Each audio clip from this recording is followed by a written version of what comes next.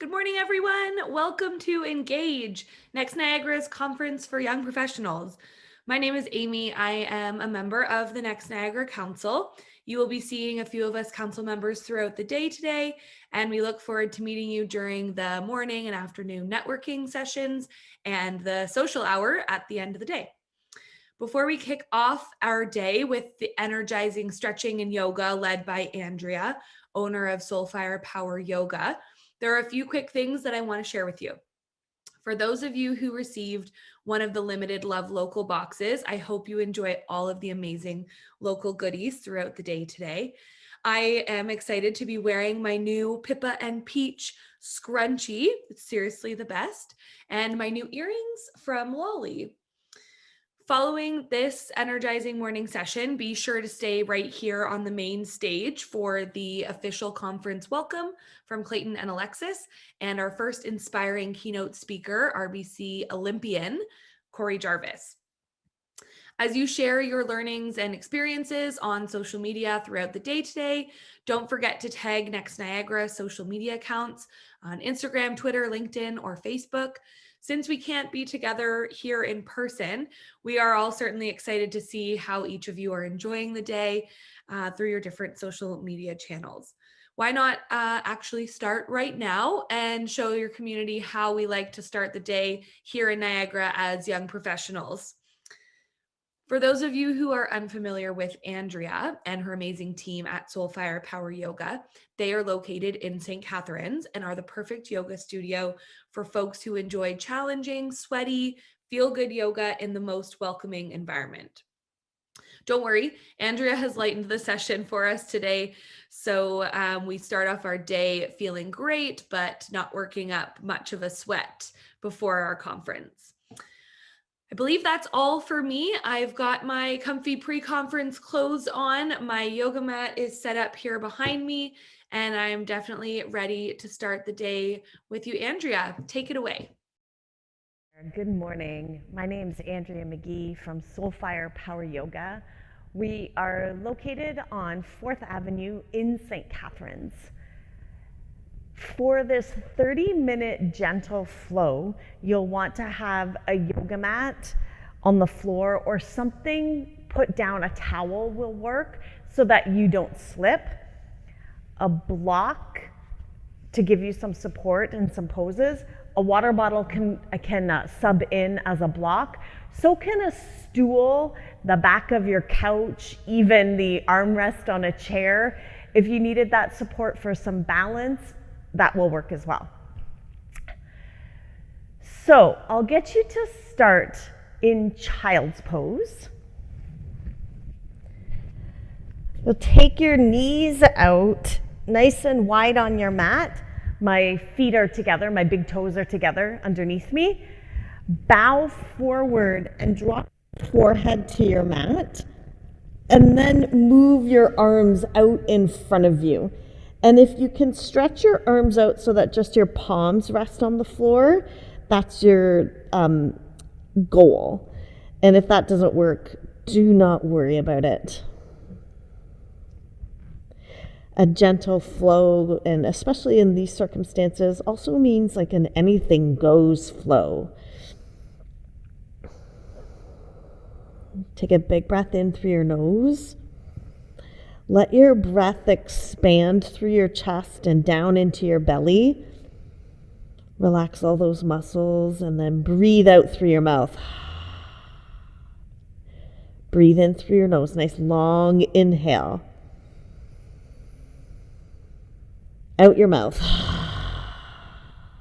Now breathe in through your nose and out through your nose. Long breath in and a long breath out.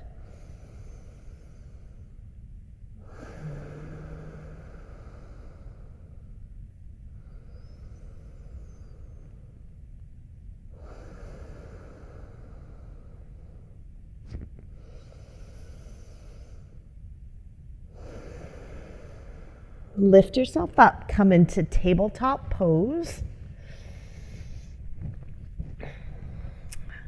And with tabletop, you want to have your palms shoulder width apart, so your wrists are sitting underneath your shoulders, and your knees underneath your hips. Look down at your mat. Extend your right arm straight out in front of you so it's parallel to the floor. Extend your left leg out behind you so it is parallel to the floor. Really pull up through the pit of your belly. Press into your left palm. Take a breath in. Hand and knee to the floor as you breathe out, and you'll switch sides. Left arm extends out. Right leg out behind you. Flex your right foot. Pull up through your belly so this doesn't dump into your back. Pull up through your belly for support. Return hand and knee to mat. Right arm, left leg. Breathe in, lift. Breathe out, place to the floor. Left arm, right leg. Inhale, lift up. Return it to the floor. There's nothing fast about this. Take your time, alternating and breathing, alternating from side to side and breathing as you move. Keep your focus on really pulling in through the pit of your belly so your lower back doesn't drop down towards the floor.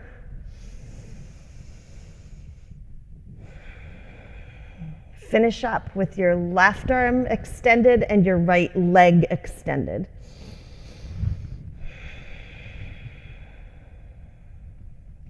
Bring yourself up to stand. So your feet are about, they're not as wide as your mat. I say hip width distance. So hip bones are here, ankles right underneath them. Reach your arms up. Take a breath in. Drop your arms down at your side as you breathe out. Take an inhale, reach up, sweep up. Arms come down, breathe out. One more time, reach up, inhale. This time you'll bend your knees and let yourself fold forward. Don't be afraid to get your knees bent here. Rest your hands on your lower legs, on your shins.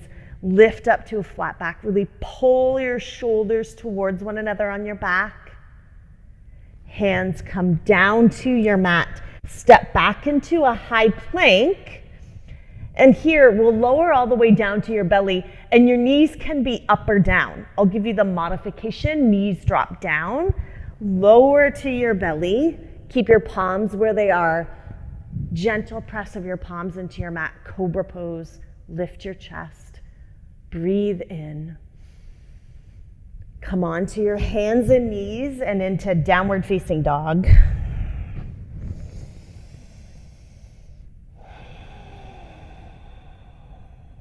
Look at your feet. Let your neck relax. Breath in. Breath out. Look in between your thumbs. Walk your feet to your hands. Hands to your shins, halfway lift. Fold forward.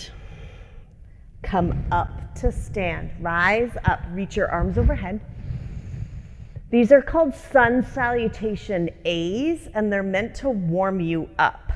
Bow forward, let your knees bend. Come into a flat back. You can press your palms against your lower legs to lift up. Hands to your mat, nice and wide on your mat. You want your hands to be.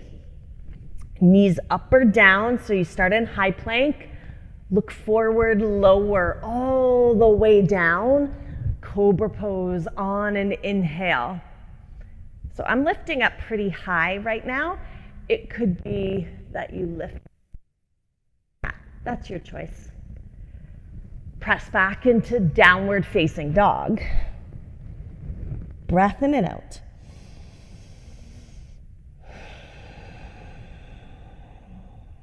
Look forward, walk to the top of your mat, come into a flat back, forward fold, bend your knees, sit your hips back, chair pose, reach your arms up. And if arms up is like, oh, that doesn't really work for my body, I get that. Take your palms together at the center of your chest. Just bring some ease in. Don't worry about winning at this practice. You don't need to win at yoga. Just breathe and move. It's the only goal. One more inhale right here. Fold over your legs and breathe out. Halfway lift. Pull your shoulders together. Hands to your mat. Step back into high plank. Lower down, right to your belly. Cobra pose. Downward facing dog. Take your right foot and step it to the top of your mat, really close to your right hand. Drop your left heel down, so your right toes turn towards the top of your mat, left foot out to the side of your mat. This is called Warrior One. Reach your arms up, so you've got a really good bend in your right leg. Arms up, and again, modification is always hands to the center of your chest. And in this pose, you can even go hands on your hips. You choose which one will work for you. Breathe in. Take your hands to your mat. Step into high plank. Lower all the way down. Cobra pose. Breathe in. Downward facing dog and breathe out. Step your left foot up to your left hand. Drop your right heel. Take Warrior One.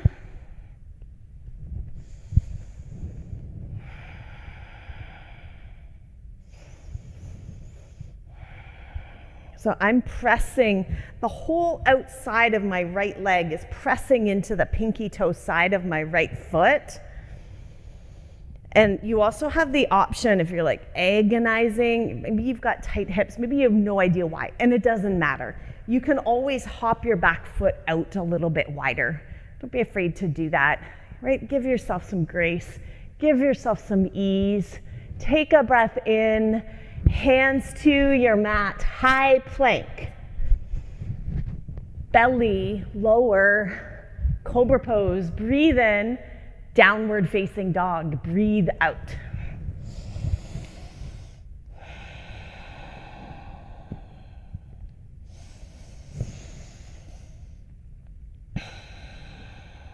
Walk your feet to your hands. Come into a flat back. Take a breath in. Forward fold. Breathe out. Bend your knees, sit your hips back, take chair pose. Remember to modify. Hands on hips, at your chest. It can even be bent as you lift them up. I'll leave that up to you. Breathe in right here. Fold over your legs and breathe out. Halfway lift. Hands come to your mat, high plank. Remember, your knees can be up or down, lower. Cobra pose, breathe in. Downward facing dog and breathe out. Right side, Warrior One. Right foot steps forward, right at where your right hand is. Left heel drops down. Bend your right knee and reach up. The reach up might just be through your chest, right? Like I still reach up through my chest and my torso when my hands are on my hips. I consider that still a reach up. It's not just coming from your arms. Breathe in. Take your hands to your mat. Step back into a high plank. Lower to your belly.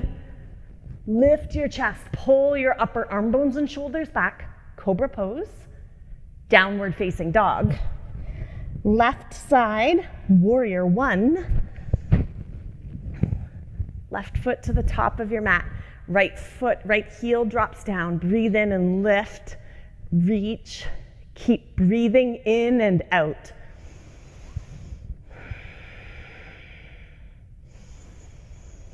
Hands come to your mat. Step into a high plank. Belly plank.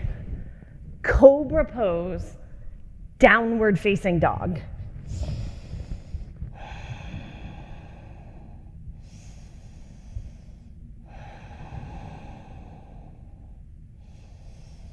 Come down onto your knees. You can sit back on your heels. Step your right foot forward so that your hips sink forward. Right? Think of a lunge right here. Now I've got my left toes tucked under. That's for balance. It's also so that I can lift my back knee up. That's an option for you as well. This is called crescent lunge. Take your arms up overhead. Right knee sits over right ankle. Take a breath in.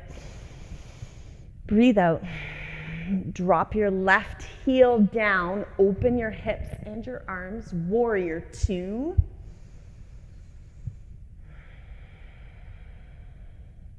Right forearm on your right thigh. When you put your right knee over your right ankle, your right thigh created a really nice shelf. So now you put your forearm on it, push off of your leg to open your chest up. Just working with rotation through your spine, working with movement through your hips, and movement of energy just by a different kind of breath, a deep breath in and out. One more inhale right here. And as you breathe out, take your hands to your mat and then step back into high plank, like really any way you can do that. There's no right way. There's your way, and that is the right way. High plank, come to your belly, cobra pose, breathe in, downward facing dog, and breathe out. So from downward dog, step your left foot in between your hands. Back knee can go straight down so that you've got your hips forward. So just be sure your right knee is actually behind your right hip, not underneath it. It will just hurt a lot, and it doesn't give you very much balance. Right knee is on the floor or lift it up, your choice. Crescent lunge.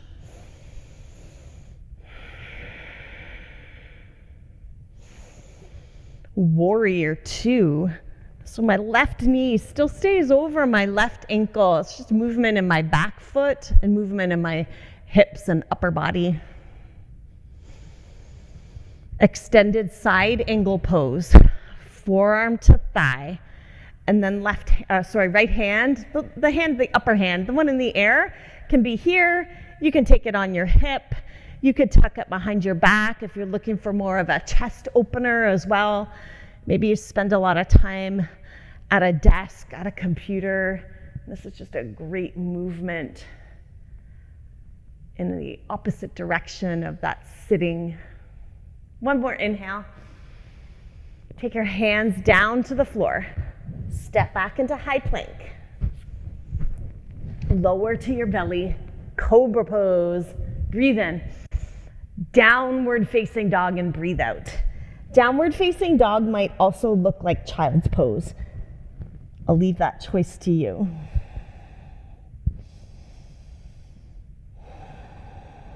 Walk your feet to the top of your mat. Come into a flat back. Forward fold.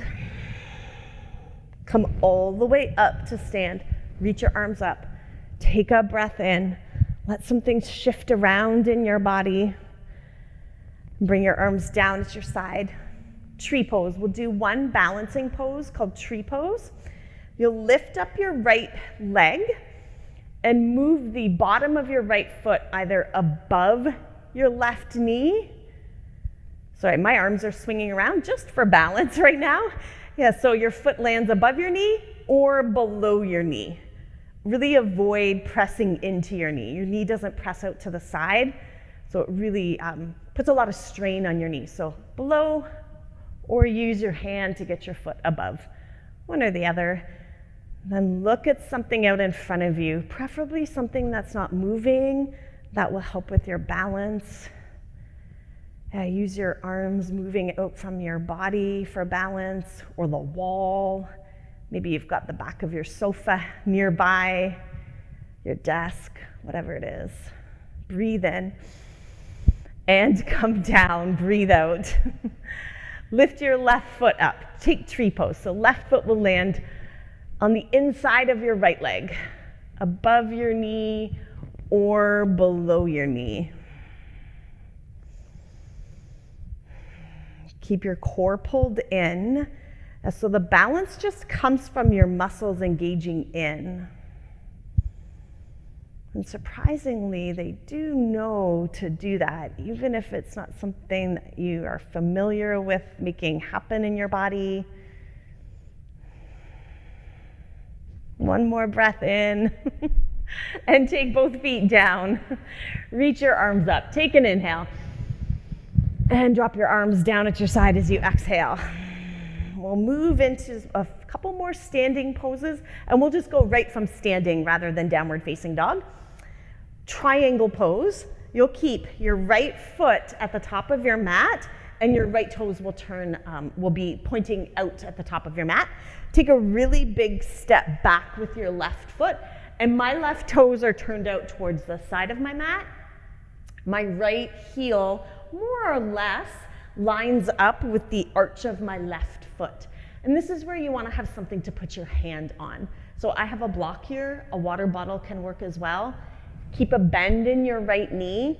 Put your support, your block, your water bottle, the chair, whatever it is, just on the outside of your right leg. Right hand will press into the support you've got there. I'm pressing into my block, opening my chest up, and then upper arm can lift up. Your left arm, it can lift up or rest on your hip, whatever is easiest for you. And just make sure you keep a really slight bend in your right leg. So this is just like working with balance, working with movement through your hips, getting some opening through your chest, rotation of your spine, expansion as you breathe in. And bring yourself to stand. You can even like disintegrate, like really bend your knee and then lift up. That's fine. Turn your right toes in so the distance between your feet doesn't change. Bend your knees, let yourself hinge forward. Let's get some lengthening, targeting the back of your legs, the whole back of your body actually. So you can work with bent knees here and just work with starting to straighten them out. If straightening them out causes you to round your back, then keep your legs bent and just really gently start to straighten them. It's a process, it's a movement, rather than one or the other. And bring yourself up to stand. If you have to move your feet in towards one another, you can do that.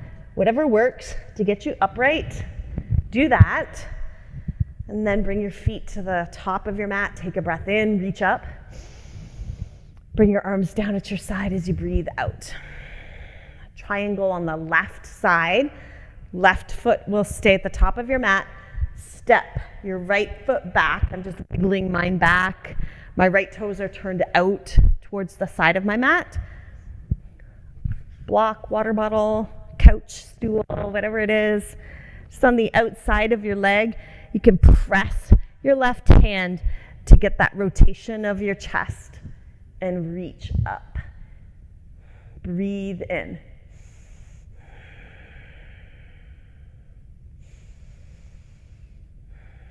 Where you look, wherever it's comfortable for your neck.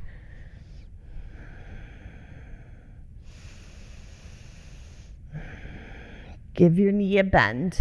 Come on up to stand. You're just going to wiggle your feet together. And then lay down on your mat. Lay down on your yoga mat. Bring your feet to the floor. Have some distance in between them and have your feet fairly close to your backside. Push down through your feet as well as the backs of your arms to lift your hips up. Just taking a mild back bend. This is called bridge pose in yoga.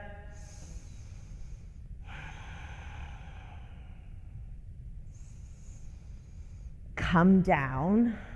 Breath in and out. Go up. Take bridge.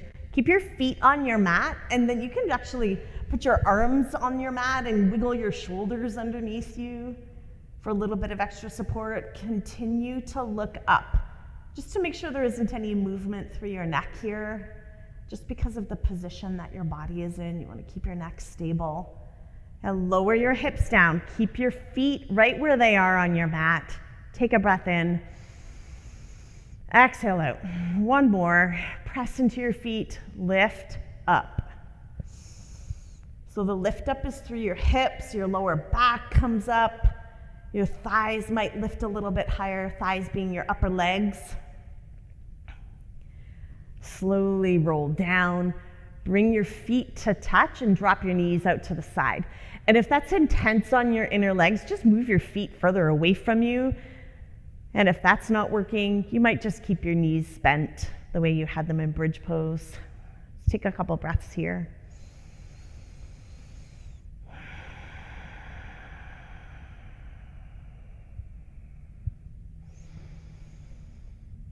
Bring your feet flat on the floor and press yourself up to seated. Any way that you do that works. Have your feet flat. Take your arms behind you. So I just have mine out behind me. My arms are pretty straight.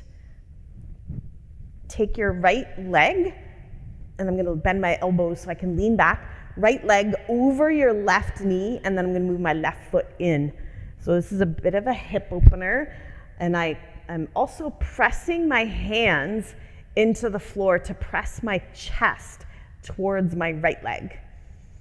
And ways to adapt this is keep your arms bent, keep your left foot further away from your body.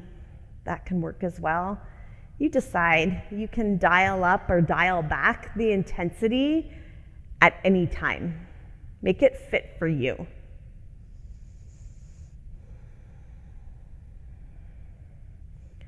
And just take a little swaying motion just to get the movement through different parts of my hip. Nothing too drastic.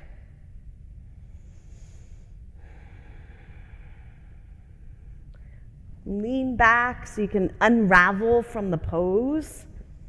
Right foot down, left leg crosses over. Press your chest towards your left leg and pull your shoulders back. So you really want to have your torso sitting up as straight as you can. I'm leaning back, but my torso, my whole spine is straight. If you let your lower to mid back round here, it just puts a lot of pressure on your spine and those muscles there.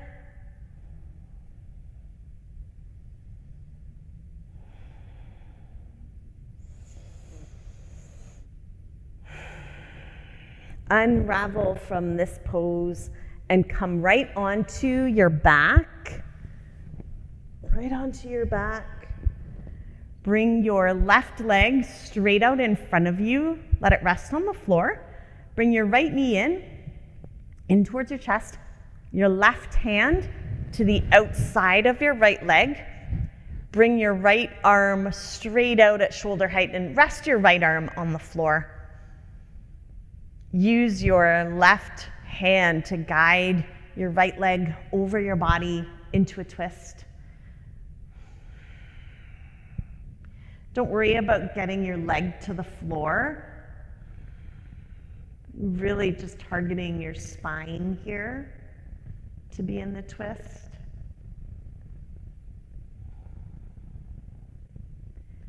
Come onto your back, switch sides.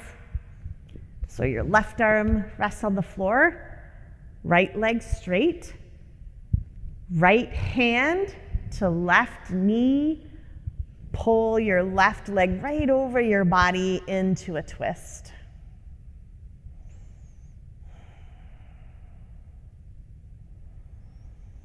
Take a few really deep breaths here, in and out through your nose. Come onto your back. We'll come into a final resting pose. We'll just be here for a few minutes. It's called Shavasana. It's for deep rest. So you can be flat on your back with your legs out in front of you. Let them relax. Have your arms out at your side. Like take up space off your mat as well. And if this doesn't work for your lower back, Just have your legs bent, feet nice and wide on your mat, and just drop your knees into center until they rest against one another. And if there's something else that you know works better for you, to lay in some stillness for 3 or so minutes, go ahead and take that.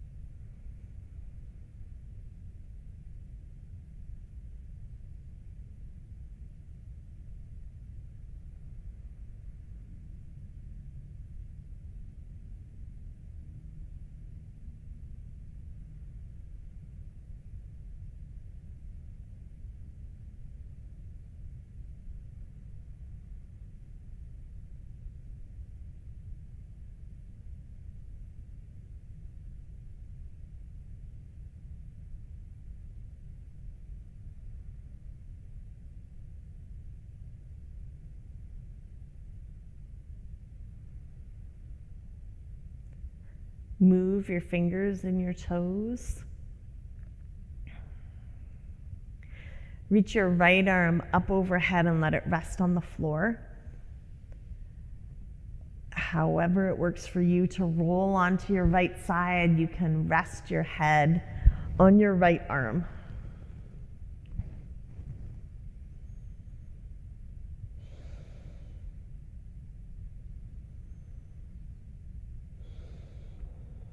Bring yourself up to seated. You can just sit on your mat. Bring your palms together, right at the center of your chest. Lift your hands so your thumbs come to rest at the center of your forehead.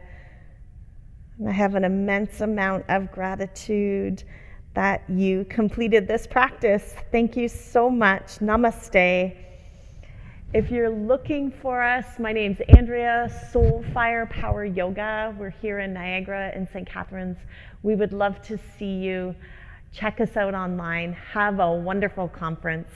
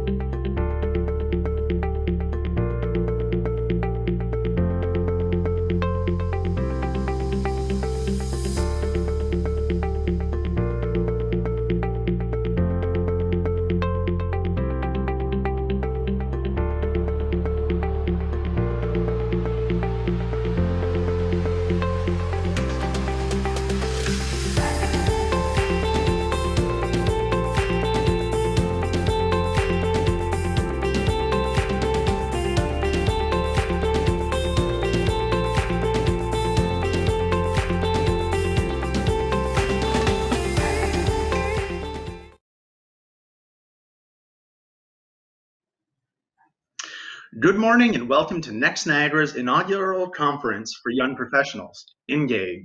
My name is Clayton Letourneau, Chair of NEXTNiagara.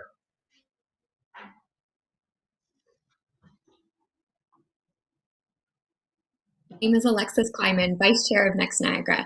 And on behalf of the entire NEXTNiagara Council, as well as the Event Subcommittee, I want to thank you for joining us here today.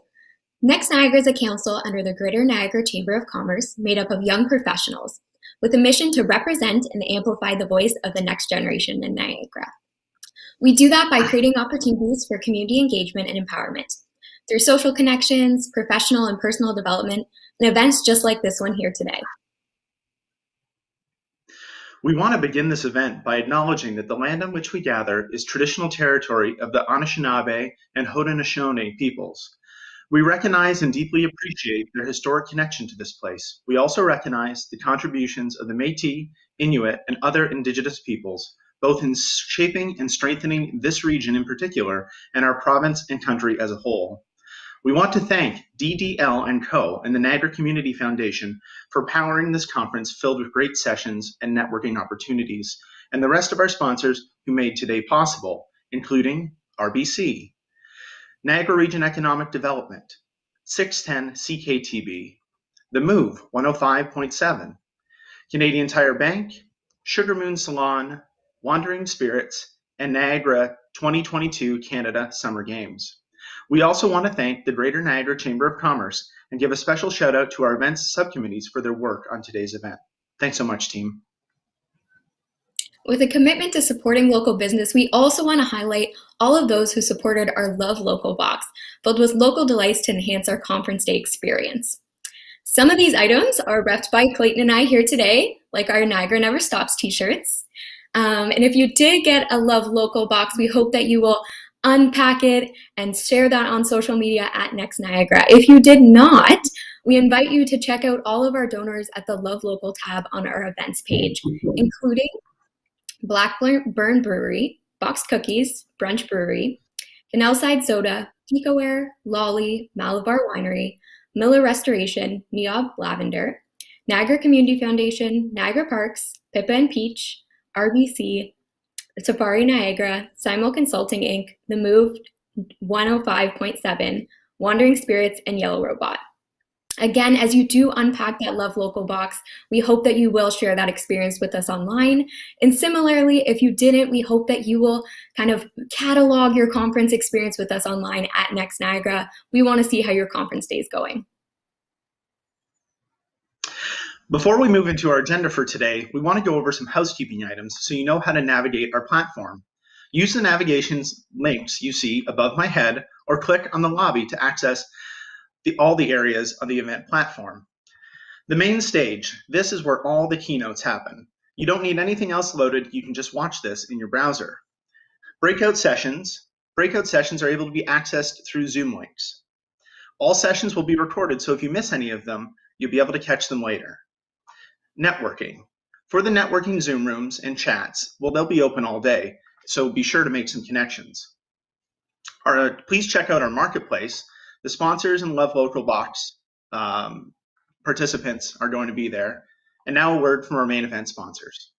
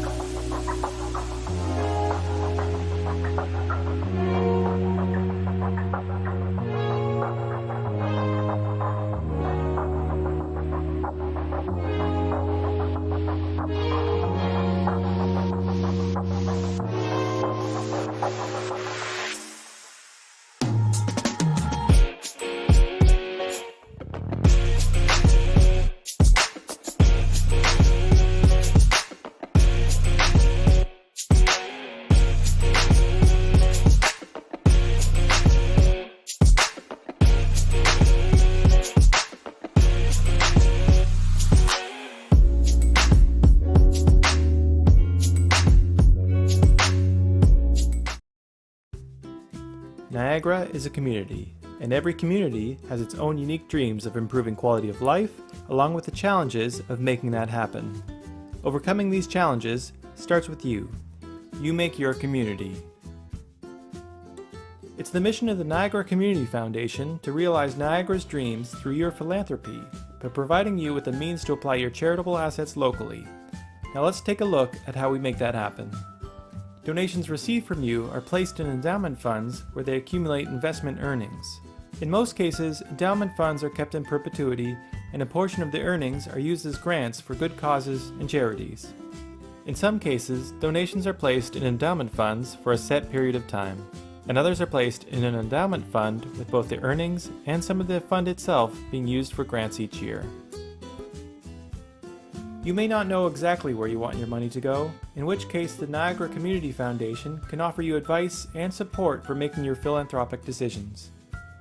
Create your own legacy by adding your fund to the hundreds that already have been established. Niagara is composed of 12 municipalities, and each has its own community funds that exist to support local charities. With the advocacy of dedicated volunteer community fund committees, these localized funds provide vital grant dollars to programs, services, and initiatives for a broad spectrum of areas including social services, health, education, arts and culture, recreation, and the environment. And you can direct grants from your fund to a specific organization. Since the inception of the Niagara Community Foundation in 2000, endowment funds have grown to total nearly $63 million. More than $15 million in grants have been distributed to charities and causes. In fact, over $2 million have been handed out in 2019. With so many funds on the go, the Niagara Community Foundation has managed to keep administrative costs under 1% of its total endowments. And fundraiser expenses are even lower, at less than 0.5% of endowments. All this was made possible by our army of volunteers and board of directors. Now let's see those grants in action. Niagara College's dental hygiene received a community grant of $15,000 from the David S. Howes Fund to give dental students practical experience as they offer free checkups and dental hygiene to residents of the South Ridge and Salvation Army shelters. A $5,000 environmental grant from the Niagara Community Foundation enabled Heartland Forest, the Niagara Falls Nature Center, to launch a new bat roosting and monitoring program that helps ensure the winged mammal's survival in Niagara. Just as importantly, the project is designed to be both educational and accessible to visitors from age 5 to 95. Food for Kids, with the help of a Niagara Community Foundation grant worth $8,520, expanded its efforts to provide weekly hampers that would feed 82 children from 25 families throughout the summer. The hampers feature all 4 food groups and are assembled and delivered by a team of volunteers. A lot of dreams can be realized when you get involved in making the Niagara region a better place. We're here to help. You make your community.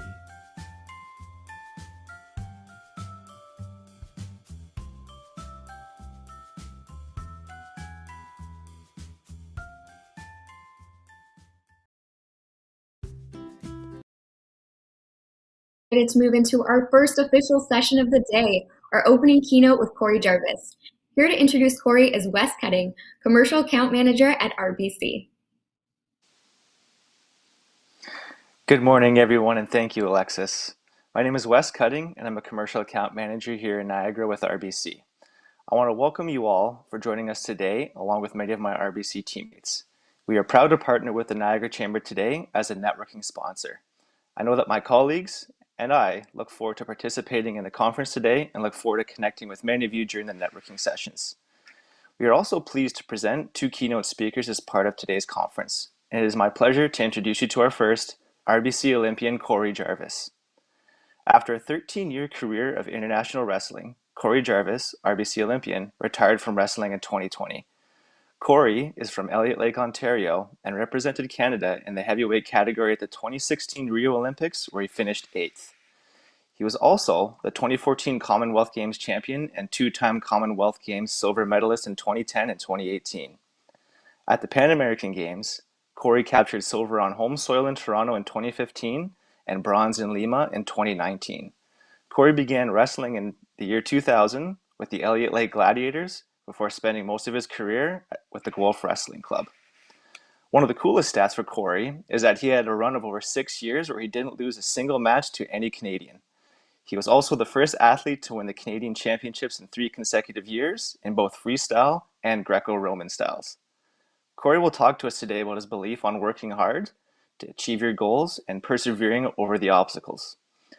A talk that I know will resonate with many of you, as it will definitely resonate with me. So thank you again, and please join me in welcoming Corey. How's it going, everyone? Glad to be here. Hope everything's going well. I know this is a little bit different than what everyone's used to, but yeah, we're here, we're online, we're with NEXTNiagara. I'm excited to be a part of this Engage conference. And yeah, let's get started. Like they said, I wanted to I just introduced me, and they had some great things to say. I guess I've had a decent career in the last few years, but I'm Corey Jarvis. I wish we could be at a different venue and we could meet personally, but this is where we're at. I'm gonna share my story, and then we'll go from there. And hopefully there'll be some questions at the end. I know there's some platforms where you can, if a question comes up throughout my chat, you are able to write it down in one of the chat forums, and then hopefully we can bring it up if there's time at the end, and we can answer your questions and go from there. So I wanted to talk a little bit about where I started, how I got to where I am today, and kind of move into what's kind of next for me. And I just want to start with this image here. If you guys see this image, and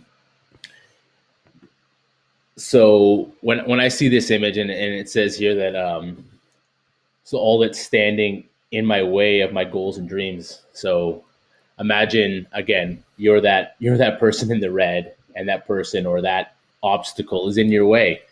And for most of my career as an athlete, I felt that this was me. There was a lot of obstacles in my way. There was a lot of self-doubt.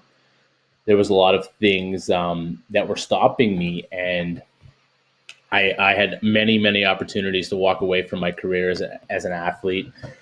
And I was fortunate enough to have people on my side and kind of push me through the hard times and get over those obstacles. And as you can see, getting past this obstacle is not an easy thing to do, but on the other side of that obstacle is many great things. So where I started, and when I started, and why I started, I actually started wrestling because of a good friend of mine named Dan Richard. He started wrestling when he was in grade 8, and he had great success. This guy was a great friend of mine. He was the handsome guy with the nice long hair, and had a pretty girlfriend. And me as a 14-year-old boy, I wasn't the best looking kid. I'm not gonna lie. I was had some body issues, and I was bullied a bit when I was younger, and it kind of made me a little bit timid, you would say. And wrestling, as you know, is a close contact sport, and you have to wear spandex, so it's not the greatest for a young teen with some body issues. But my friend said you should come out and try, and I was a little hesitant at first. So I came out and I watched one of the practices, and then I loved what I was seeing, and I wanted to be a part of it. So I went back and talked to my parents, and then I said I want to be a part of this. And it wasn't easy at first because my family didn't come from great means, and I didn't have a lot of opportunities when I was younger for sports. So this was kind of the first time I was getting into a sport at the age of 14. But we made it work, and I went out to the practices and started being a part of the team, and I never had that opportunity, and I was just in love with it. I loved going to practice. I loved being there, and all the coaches and the teammates were welcoming. And for someone that had dealt with a lot of bullying and things like that, it was great to be a part of that.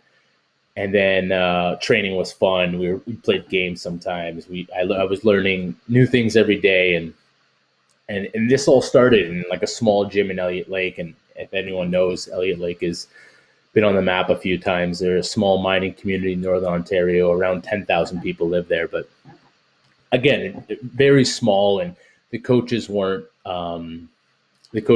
technically sound. They all wrestled a little bit in high school, and they were kind of just giving back and doing what they could, and I was so grateful for it. But yeah, practice was amazing, and then it came time to like actually start like competing and wrestling and traveling a bit. And we lived in Northern Ontario, and we had to travel a lot for wrestling because a lot of tournaments didn't happen there. So we'd have to come down to Southern Ontario a lot of times, and long bus trips. But again, that was part of the fun, right? And then we did that probably 3 or 4, maybe even 5 times that first year of on the wrestling team. And we'd always travel down and stay at a hotel, and it was just so much fun to be a part of that. But wasn't the fun part wasn't when I went to wrestle my matches. I was getting my butt kicked so many times, and I just couldn't get the courage, or I don't know what it was lacking. But that first year didn't go very well for me. We probably traveled 4 or 5 times and wrestled maybe 15 matches, and I scored 0 points and won 0 matches. So that was a tough start for my career. And then it was over. The season had ended, and we had taken the summer off, and I kind of didn't really think too much about it.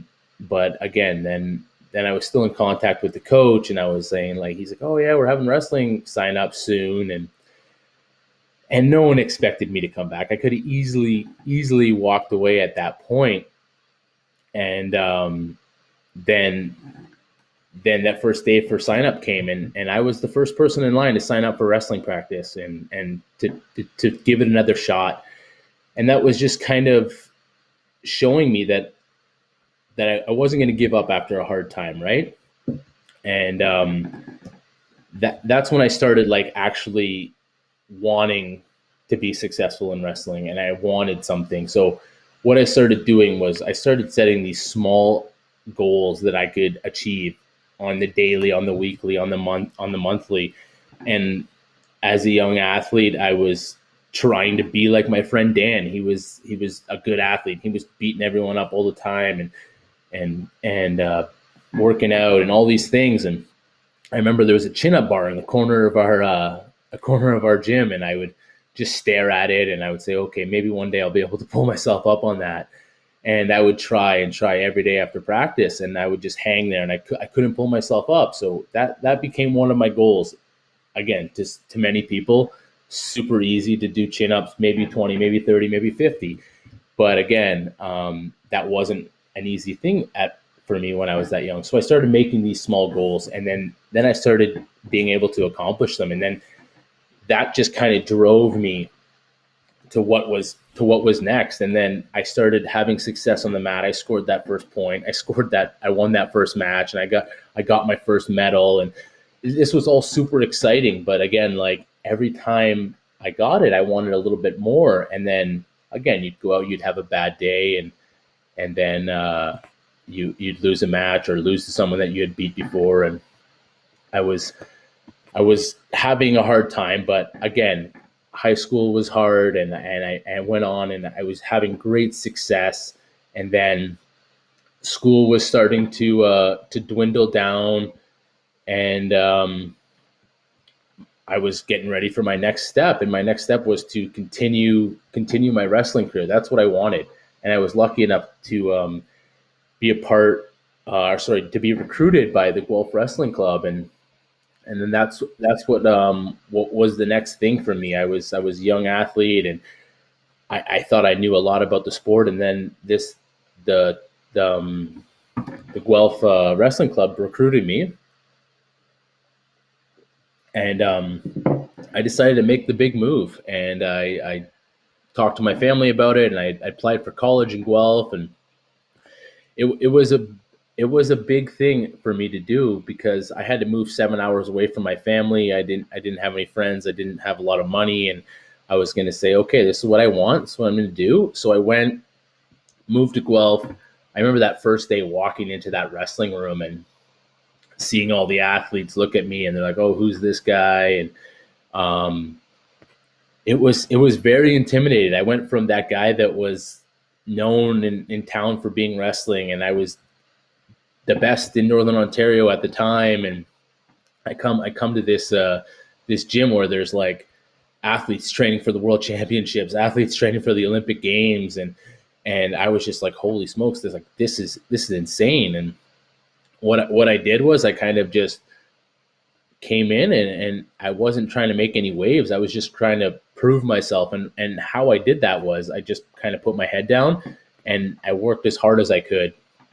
And that showed a lot of people like who I was as the character that I was. I wasn't trying to be flashy or anything like that. I was out there to prove to myself that I was a great wrestler, and to prove that to everyone else that I was a great wrestler and a great athlete. And as things went on in Guelph, I started being more a part of the team, and actually got a few mentors, and that really drove my career up when I had these mentors that kind of took me under their wing and were taking me aside and showing me the things that I needed to know for the next steps. And I started making strides, and I actually ended up wrestling a couple of those mentors in matches, and I was lucky enough to beat them. And that was just showing me how much success that I was getting from being at the Guelph Wrestling Club. And yeah, there was so many things going on, and then I finally got like a chance to represent Canada internationally. And I remember we went to Nice, France, and I went out there, and again, I was trying to prove myself all the time, because there was a lot of coaches, a lot of athletes, and a lot of people thinking that I wasn't going to be the number one guy. And I thought that I should be the number one guy. I was working as hard as I possibly could, and I would always be coming up short. I would always finish in second or third at national championships, and I never got the opportunity to represent my country at like the Olympics or the World Championships, and that's what I was striving for.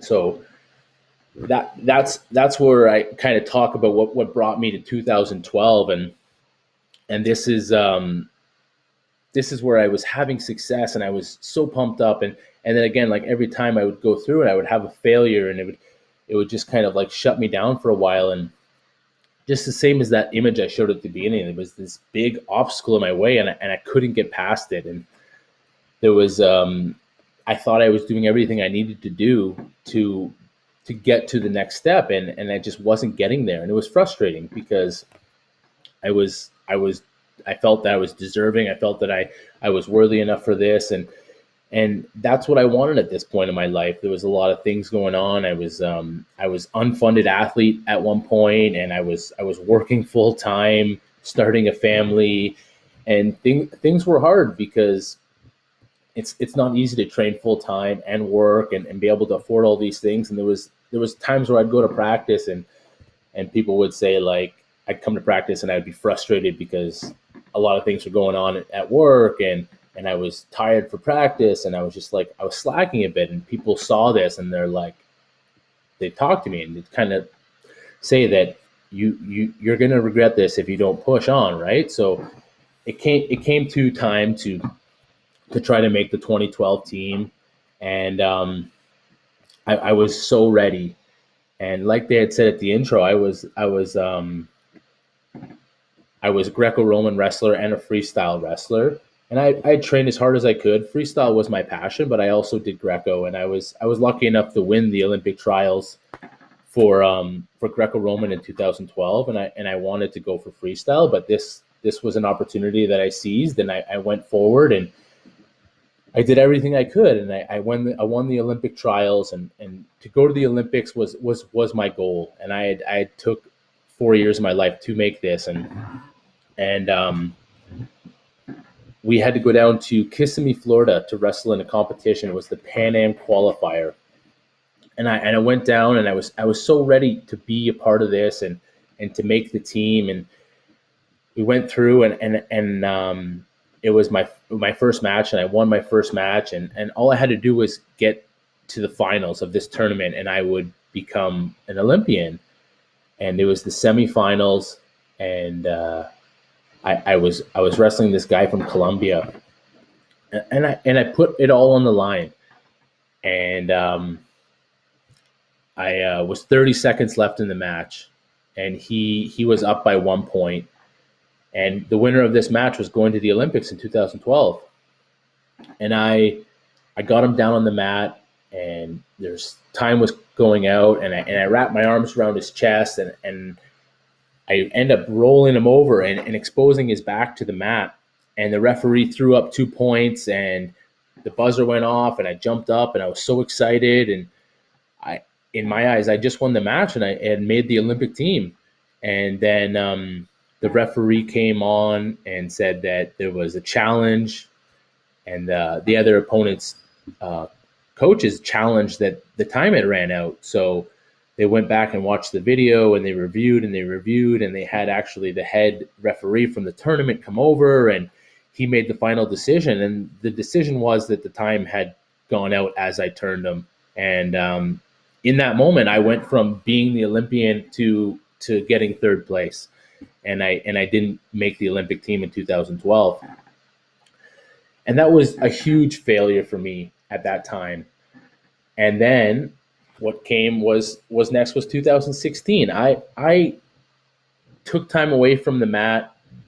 I just kind of left wrestling before that, and I said, okay, I'm done. I don't want to compete anymore. And then there was, again, like I said, there was mentors and people in my corner that pushed me to be the best athlete I could.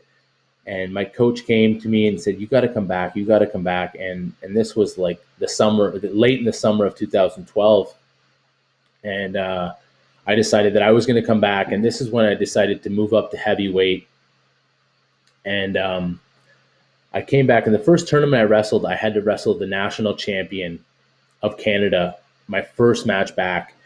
And I remember my coach came to me and said, don't worry about the pressure. Don't worry about the outcome, because I always worried about the outcome, if I was going to win or if I was going to lose. And I always worried about the outcome. And he just said, you know what you're doing. You know how to wrestle. Go out there and perform at your best, and don't worry about the outcome. Just do what you do and do what you love. And I went out there and I wrestled that national champion, and I beat him. The first time I ever wrestled him, I beat the heavyweight national champion from Canada. And that kind of put me in a different mindset, where I thought I was training the hardest I possibly could. I thought I was doing my best. And what I needed to do was I needed to make several small changes. And those small changes is from 2012 to 2016 were the difference maker for me. And that was what happened with my career. I made slight small changes, and this pushed me to the next step.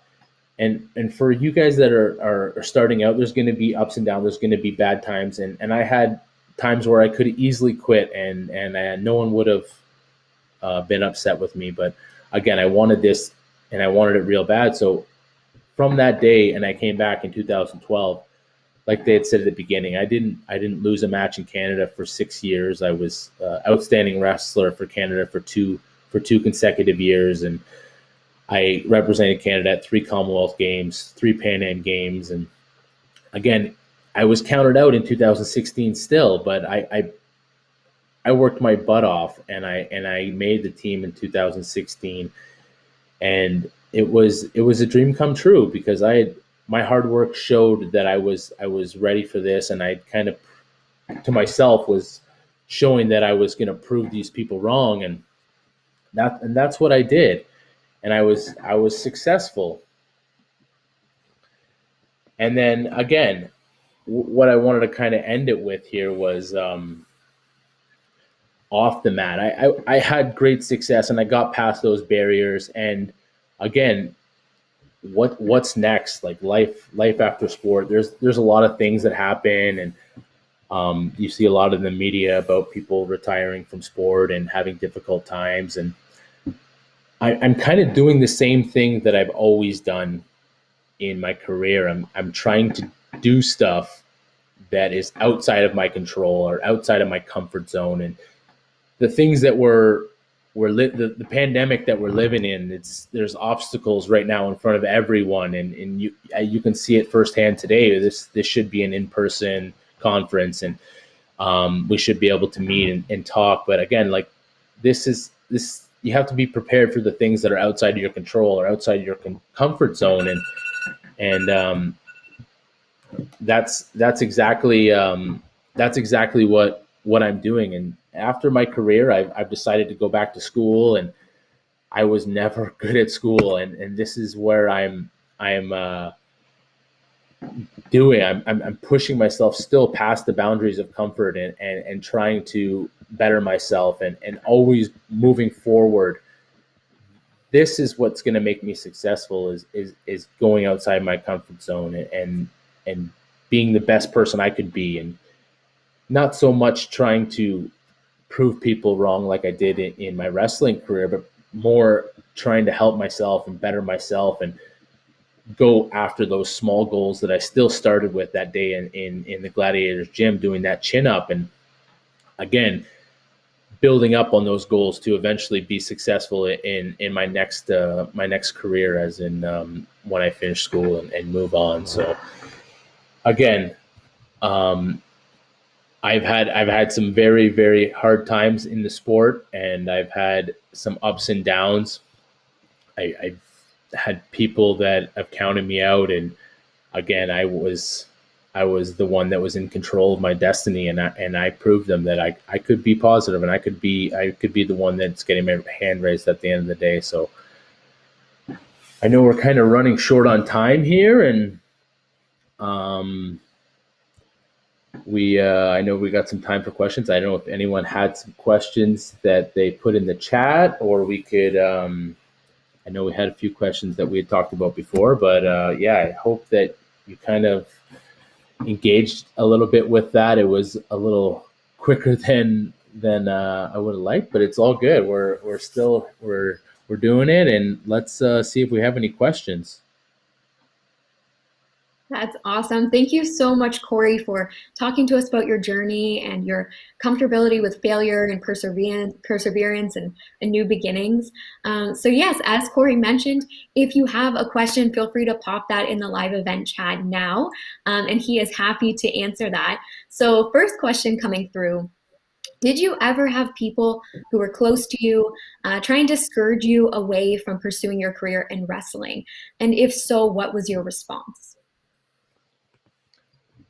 Yeah, there's again a lot of things that happen in everyone's life, right? You go through ups and downs, and everyone has their personal side, and maybe you don't want to talk about it. But there was times in my life that, again, it was really hard. I was the number one in the country, and I wasn't getting any funding for my sport just because there was some criteria that I didn't hit where I needed to hit. And there was people in my life saying that, well, maybe you shouldn't be doing what you're doing because they're not paying you, they're not supporting you, and they're not doing their end. I thought to my ability, I was doing the best I possibly could. I was winning the national championships. I was representing my country at the world championships. And again, I wasn't funded, and I had to work full time. And again, people will see the negative. People will see what they want to see, and I saw what I wanted. And when that was going on in my life, it just pushed me to work harder and be better, because I wanted this as my end goal. And when I wasn't getting the funding, or I wasn't getting everything from my personal side, I made changes, and I surrounded myself with people that wanted the best for me, and it helped me get to where I wanted to be, and I was successful at the end. But again, if those people are going to be negative, and there's people are going to say that maybe this isn't the right path. Again, there's not always the right path. There's different paths. And what I did was I made small changes, and I was able to overcome the obstacles to eventually get to that goal of making the Olympic team. Great question, though. Yeah, that was a great question and a great answer. I think that really spoke to the commitment to your craft and your passion and your drive within that answer. So you spoke a bit about mentorship throughout your presentation with us, and I'm wondering if you can just kind of tell us a bit more about your experience with mentorship and how important mentorship was for you in your journey as a professional athlete. Yeah, that was a big part of it because as a sport of like wrestling, I am the only person that's out there. There's no one picking me up off the field when I fall down. It's again, I have training partners, I have coaches, I have all these things, but when you're out there, it's just you, and it's a lot of pressure on yourself because you want to be successful, you want to do your best. And I had those mentors, and I was lucky enough to have those mentors because without them, I wouldn't have been successful. And they showed me that I need to be more proactive myself. It's not they couldn't help me when I was out there on the mat. They could help me prepare for that. They could get me ready. They could do their best. But again, I had to be the one that showed up early. I had to be the one that to do the extra stuff after practice.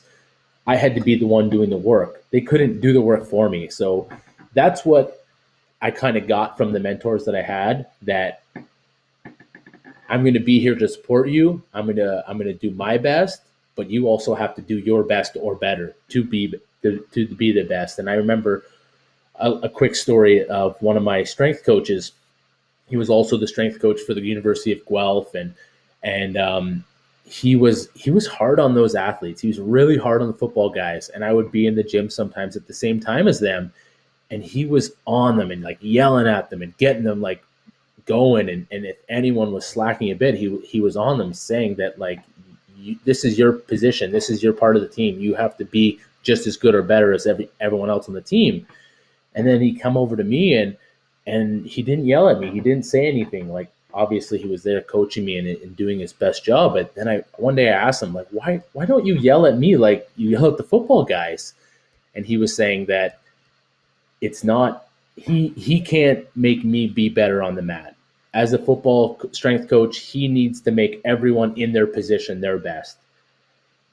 And when it comes to me, I need to do my best for myself. And he's there to guide me. He's there to help me and give me all of his experience. But that kind of just showed me that, okay, this is a lot on me. And again, for a lot of young professionals and a lot of people that are out there, people are going to do the work for you. People are going to want to get in front of you. People are going to want to be where you want to be. So you have to do your best or better. And no one's going to give you the leg up or give you the advantage. You're going to have to search out through networking those opportunities, meet those people, get that one thing from one person and say, oh, that's a good idea. I'm going to use that, and then move on and build yourself up as the best person you can be. And that's what I did as an athlete. And that's what kind of brought me to that success in 2016. And I took a lot of small things from different people and coaches and athletes and mentors and just put them all together to be successful. And again, no one was saying, oh, no one was the number one guy wasn't saying, oh, here's my spot. So I had to work for it and I had to take it. Right. So it was a lot of working hard and building myself up with that stuff.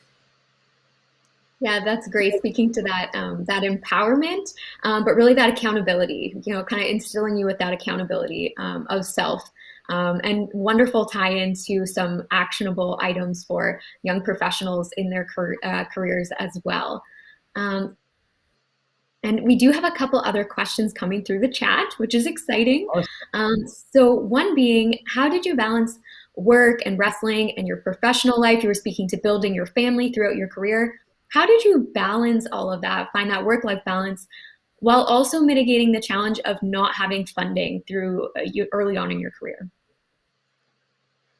Yeah, so it was a very difficult time, and again, I did have some good mentors and some good people saying that I was gonna regret my decision to walk away, and I was glad I didn't, because today I would have regretted that. I was happy with my decision to keep going, but I was focused when I was in that position on being my best, right? So I would take every opportunity that I had, and I would not waste it. When I only had a certain amount of time that I could train, because I was working, and I was fortunate enough to have a great boss that I was working for, and he was able to give me a little bit of flexible time when I had to go and train at training camps and overseas and these things. But I didn't waste the opportunities that I had.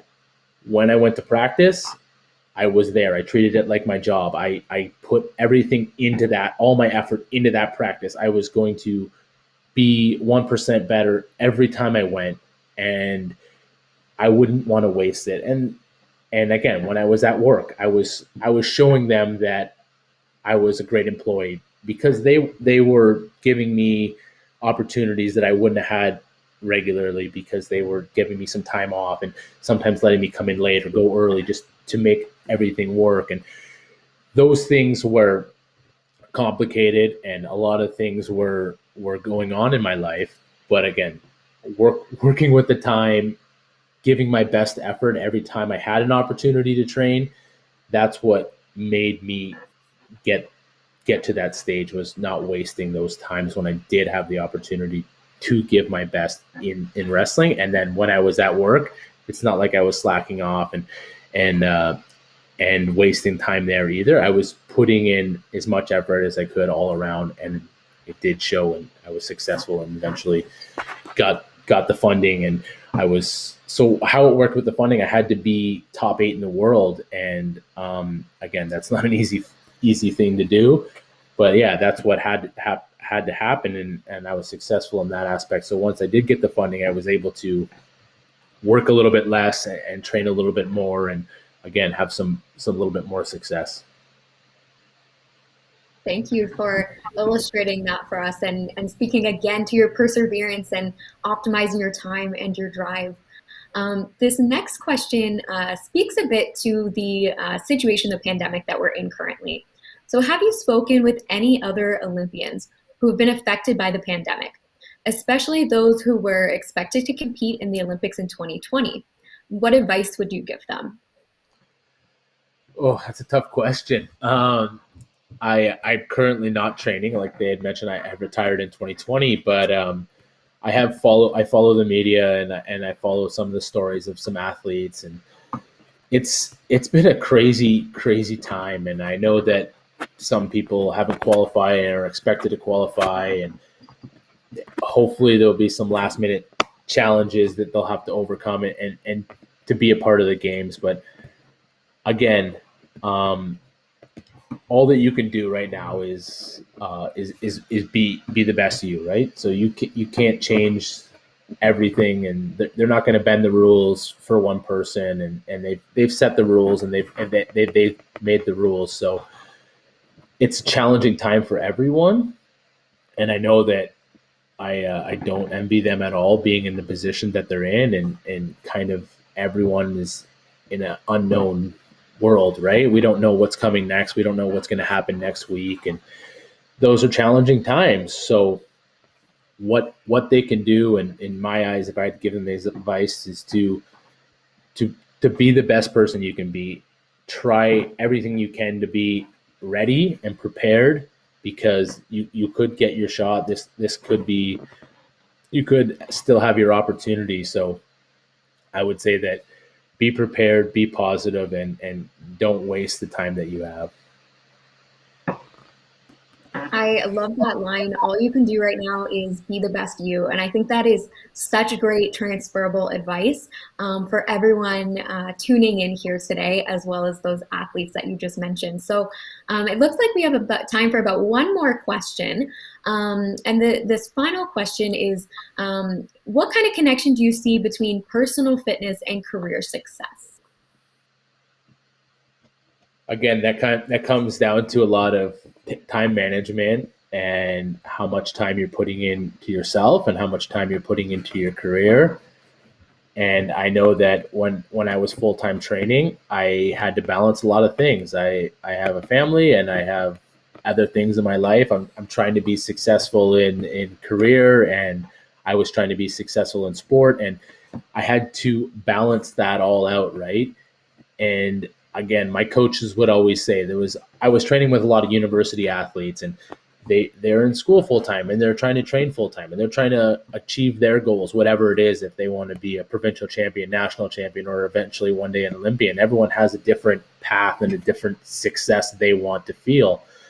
So for them, again, maybe it was exam week and they were stressed out, but again, going to that practice and getting away and just focusing on something different for an hour and a half. And I feel like that always resets your mind. And I know it always did for me was to go and train really hard and then kind of reflect on what's going on and then prepare myself for what was next. So I think a good life balance with career and like health is always important. That's awesome. And Corey, I know you and I spoke about the awesome opportunity after a conference to go up to a speaker and, thank them for their time and maybe ask them a question you didn't feel comfortable to ask in a public forum. And just for those who may be, sitting there with a question that they want to ask you, are they able to reach out to you after this event? And if so, how can they get in touch with you to do that? Yeah, for sure. I've hopefully, I'm not sure if you guys follow Next Niagara. I was posting on there and promoting the stuff. I'm always open to chat with people social media or via email, or if my email is CoreyJarvis86@gmail. I'm sure if you wanted to get my information from anyone at Next Niagara, they're happy to pass it along. I would love to answer a question or chat or anything like that, because I know that I had a difficult time in a lot of parts of my life, and I know I had some great people that helped me through and were able to kind of guide me on where I needed to go, and it's always nice to have a friend just to chat with sometimes, right? So if you have some questions or if anything you want to just throw me an email or anything like that, I'm more than willing and happy to answer your questions or maybe just chat about it. So thanks for having me. It was great to be a part of this event. I hope you guys have a wonderful day. I know it's just starting and it's going to be great. Well, thank you so much, Corey, for your time and your energy and sharing your story with us. We really do appreciate it. And this was a really great start to our agenda. And for everyone tuning in, all of our attendees, we will now move into our breakout sessions. So we really hope that you enjoy the day. Thank you again to DDL & Co. and the Niagara Community Foundation for their support. And our main stage will be open again at 12 p.m. with a demo from Oddbird and Oddbar that you're not going to want to miss. Enjoy your day, everyone.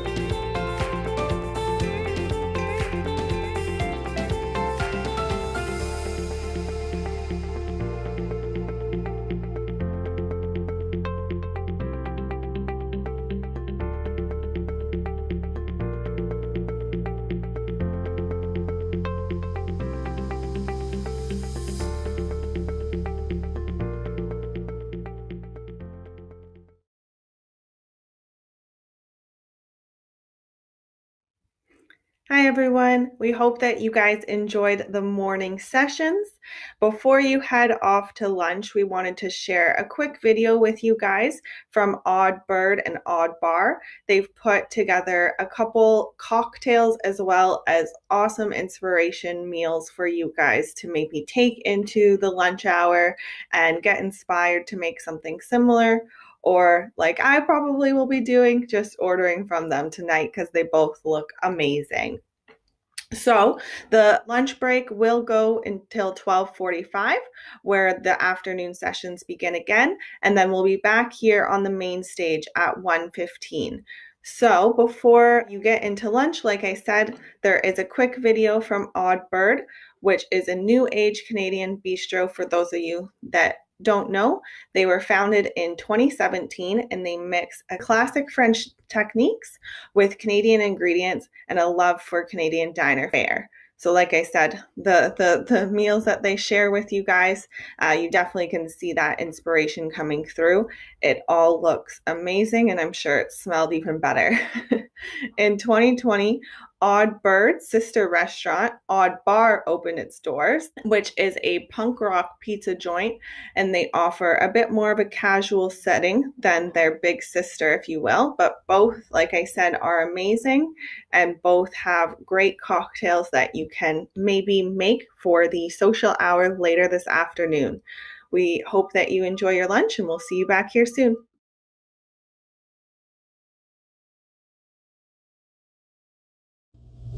Hi everyone, I'm Justin Duke. This is my business partner Scott White. We own Odd Bird and Odd Bar in downtown St. Catharines. We also do the food program down at Silversmith in Burjo, Niagara-on-Lake.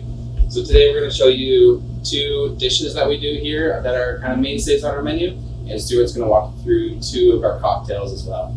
One of the dishes is kind of a classic American dish that we're going to go through, and then the other one is one of our signatures. So to start, we're going to show you the classic dish, which is an American smash burger. So it's our Oklahoma burger. We're going to do a double patty today. So it's freshly ground brisket in-house. We don't add anything else to it. We season it like a steak. So season it heavily with salt and pepper on the outside. And then we do all our burgers on a flat top. So we prefer a flat top because you don't have to add any sort of filler to it. If we were to do this exact burger on the grill, it's likely that the meat itself would fall through the grates on it. So we like flat top because it doesn't fall apart and you get that nice sear on the side of it. So again, you just sear with salt and pepper. You season it generally. Nice amount of oil, and then Scott's gonna take the burger press, flatten it out real good.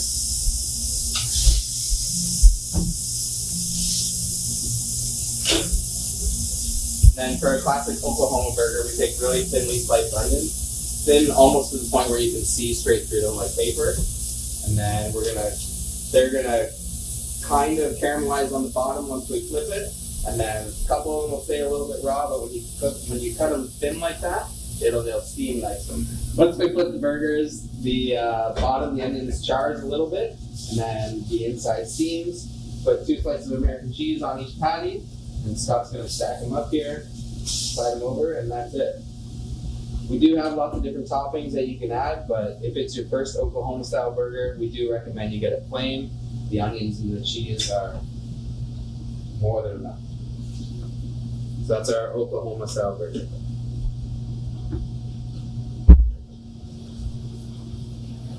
Okay, so for our second dish, we're going to show you one of our signature dishes, which is our foie gras, seared foie gras with pancakes. So it's a pancake batter which is thicker than a general pancake batter. So we like them nice and fluffy, so we like to add both baking soda and baking powder so it really puffs up the top. We do 2 ounce pancakes, 2 of them. And then we're going to layer it with some seared pork belly, cheese curds, Parmesan, and then the star of the show, the seared foie gras, is going to go on top. Okay, so once everything comes off, we assemble the pork belly on top of the melted cheese, and then the second pancake goes on top. And last, seared piece of foie gras Here's on top. I'd like to add some almond salt for some crunch. Drizzle with maple syrup. Just a little bit on top and then around the edges.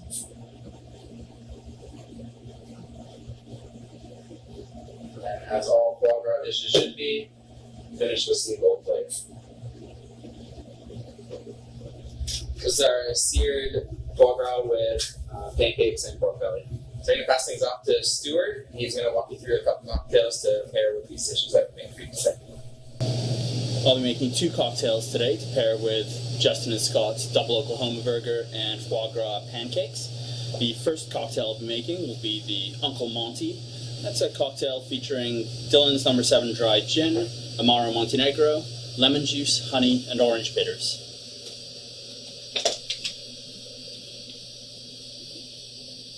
First of all, I'm just going to juice some fresh lemon juice.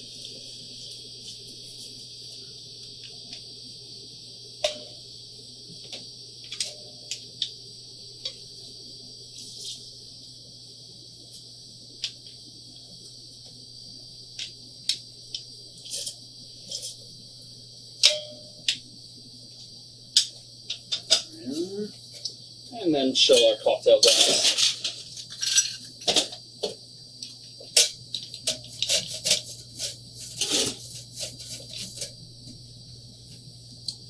I'm going to measure all of our ingredients. 1 ounce lemon juice.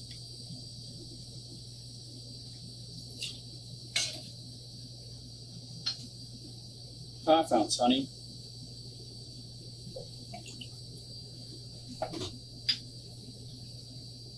1 dash orange bitters.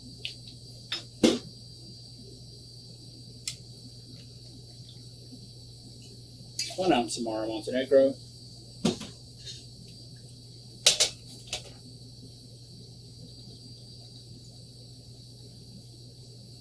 About 1.5 ounces Dillon's No. 7 gin.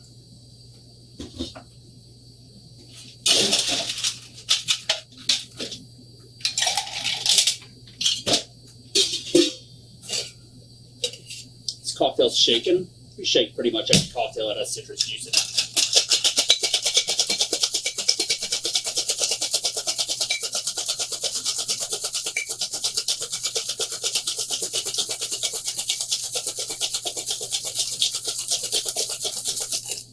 Just shake the cocktail until we feel the tin frosting over.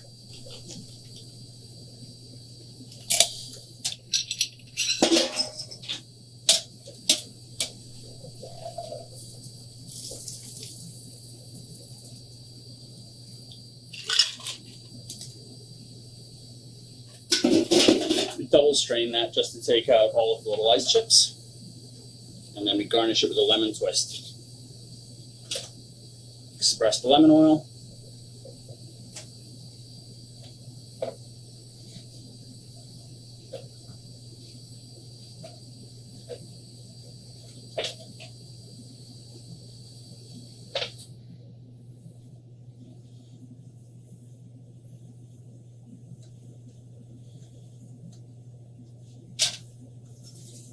And there we have the Uncle Monty.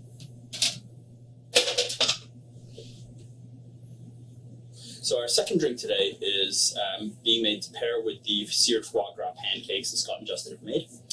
This is called the Leaves on the Ground. It's kind of an autumnal cocktail, but it is just the end of the maple season, so it's still pretty well suited. First thing, of course, is chill the glass.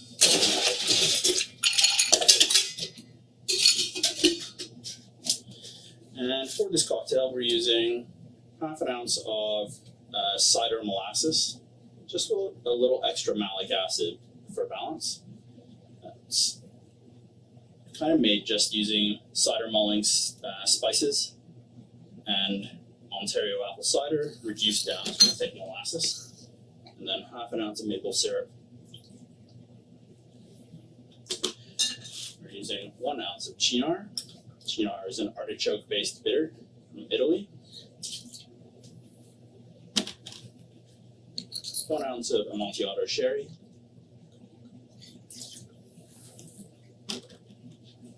And 1 ounce Johnny Walker scotch. So a little bit of smoke in that scotch for to round out the savory notes in the cocktail.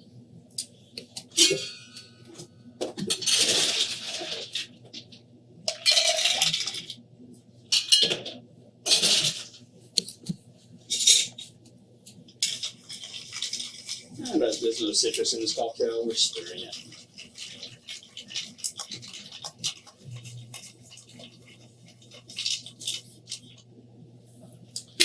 And we're just going to change the eye.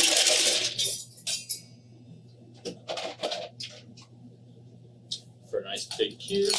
Helps control the dilution while you're drinking it, so you don't have to rush the drink.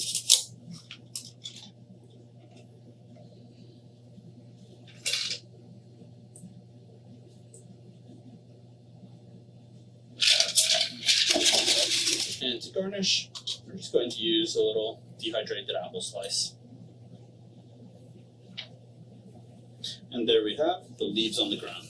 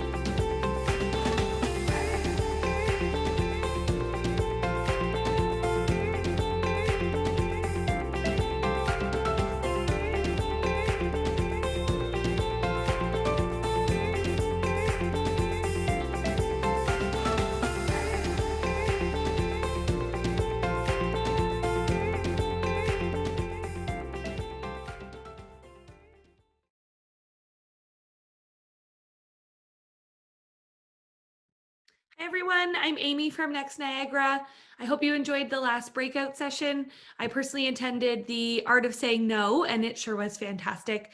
If you were in another session, don't worry, you'll receive all session recordings following the event.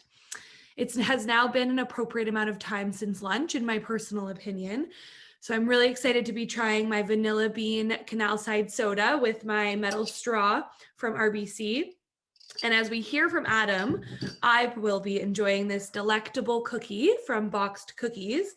I'm going to show you so everyone can go get some this week. Everyone else who has a Love Local box, I hope you're enjoying these tasty treats as much as I am.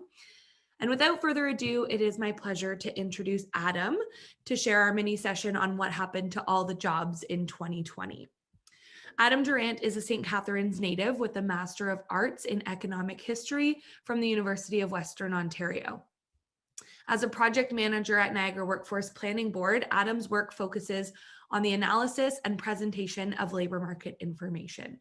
He has expert level skills in qualitative and quantitative analysis and is the author of multiple research papers on demographics, employment trends, and the relationship between employment and housing.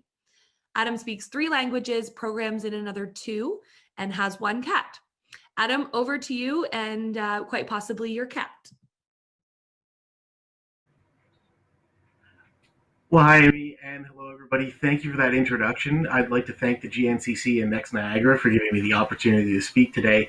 Unfortunately, my cat won't be making an appearance. I will try and do this presentation as best I can without him. I know, great disappointment. Please don't leave. I promise I'll keep it interesting and lively for everybody along the way. Today we're going to be asking and answering a very simple question, a deceptively simple question. What happened to all the jobs in 2020? We could talk about this for hours. We don't have the time. The simple answer to the question is a lot. A lot happened with all of the jobs in 2020. So today we're going to go through very, very high level, get a sense of what happened, why things happened, and then what some next steps can be on that front. So let's get some data up on the screen, and let's get messy with things a little bit.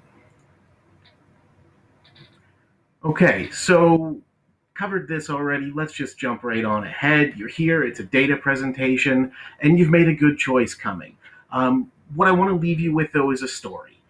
Data is easy to forget. Stories are easy to remember. So I'm really hopeful that the story that you take away from this is going to be one that sticks with you for a while. So we can skip past that.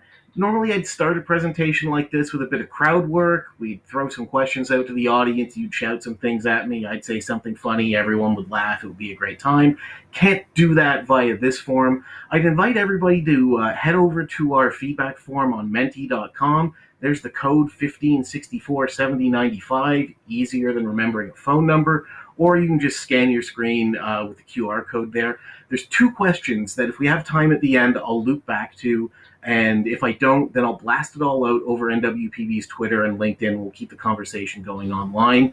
And then after that, there's a few feedback questions to tell me how I did on trying to explain the economy in 14 minutes. So I'd love as much engagement as we can get on that. So let's get into it. What happened in 2020? Basically the opposite of what we would normally see in Niagara's employment cycle. Between 2019 and 2020, we had about 13,700 fewer people working in Niagara. That's unprecedented. We didn't see that during the 09 recession. We didn't see that during the 01 recession. To start getting numbers even close to that magnitude, we have to go back to the 1930s. So what happened was Great Depression style employment losses, entire sectors being shut down. When we take that and switch it over to a youth lens, it follows a very similar trend. We have about 8,400 of those job employment losses that we had were happening to youth. So we start with this historic high for a December of 27,000 youth in employment. By June of 2020, it's dropped down to 19,000. It's back up in September, which is 2 months earlier than it should be happening for an employment peak, because we have a seasonal economy. Things heat up for the shoulder season for tourism. That stretches into the Christmas season, and then we're supposed to see the drop-off. That was the opposite of what we had this year. The peak ended early. We've moved into December where we started seeing employment losses, and then if we stretch this out for the last 18 months, we see how COVID-19's created these repeating cycles of employment declines in Niagara, where we should see employment gains during sort of the spring months leading up to the summer. We saw drop-offs in 2020. We saw a slight recovery, and recovery is not really the appropriate word to use because we didn't even hit our pre-pandemic high for youth employment before things dropped off again. And it continued to drop off January, February before the trend started reverse in March, April. Tomorrow we get fresh labor force survey data. We'll see if that gain trend continues. The concern right now is that the timing of when the survey was taken by Stats Canada versus when the provincial lockdown happened means that people who may have had job offers were reporting, yes, they would be employed, which was driving things up, and maybe that might not be consistent with what actually ended up happening weeks later. So we'll see how that plays out. It's always an ongoing story. And then the one thing to take away, because you're here, you're attending a Next Niagara event, it's important to have this conversation. One of the things that repeatedly came across my desk for the last 15 months is this notion that youth were somehow using the pandemic as an excuse to go on a 15-month vacation. And the data simply doesn't align to that sort of notion. In April of 2021, that's the last month when we had recent data, we had 27% of youth in Niagara were looking for work. And we compare that to April 2020, when the same time the previous year, 25.9%.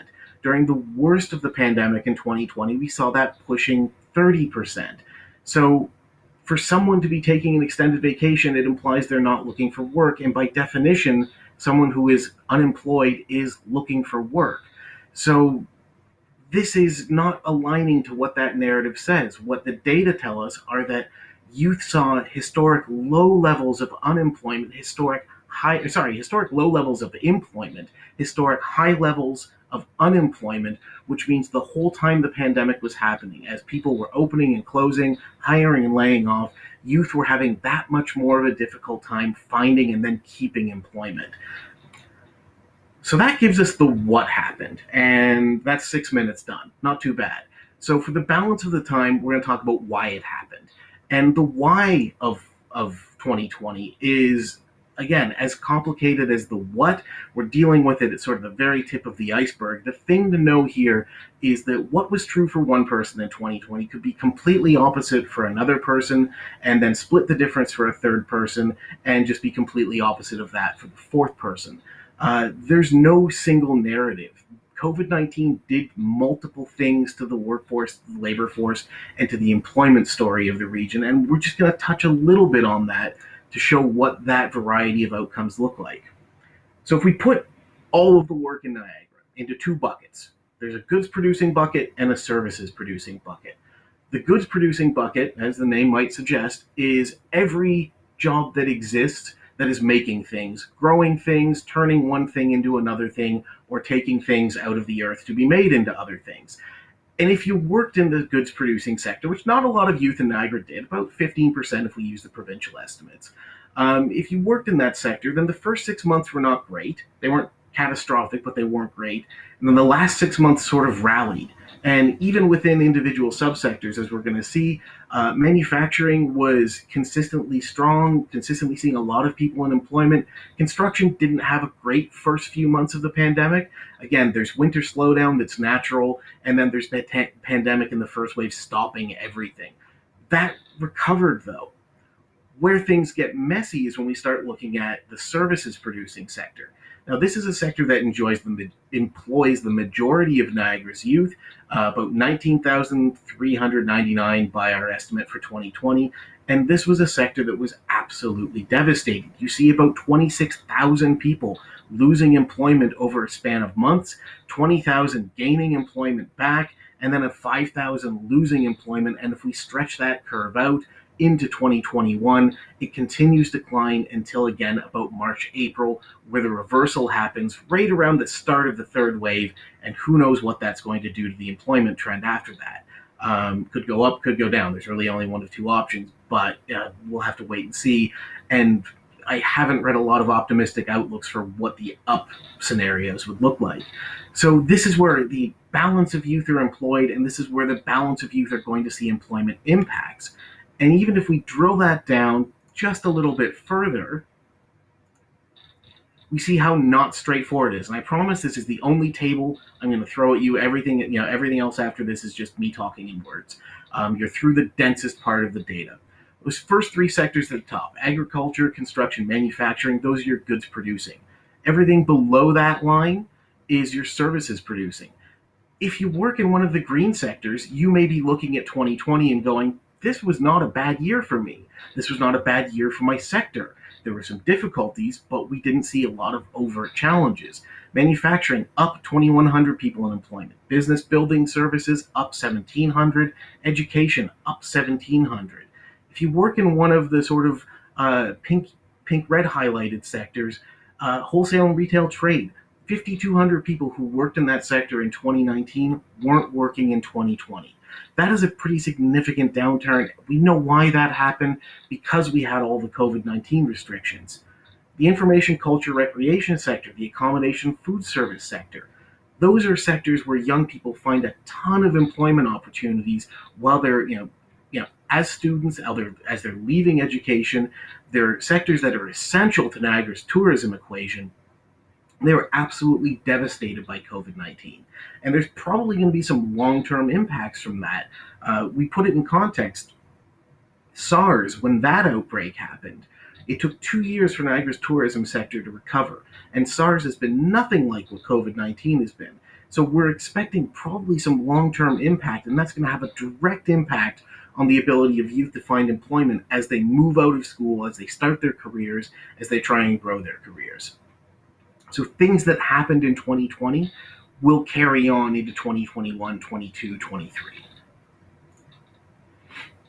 So let's give you a quick sum up, and then you can have your points to take away from all of this. Point number one, 2020 saw 13,700 on average fewer people who lived in Niagara employed. Devastating loss there.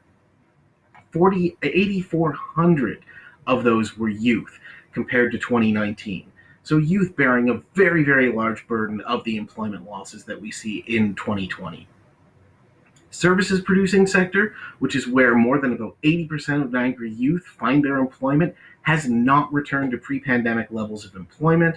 Some sectors have done okay, some sectors have seen gains, a lot of other sectors haven't though.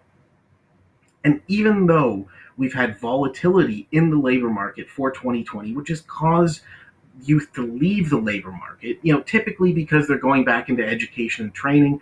That's what happens. OECD reports have basically said when the economy goes bad, young people go do more education and training and try and ride out the storm.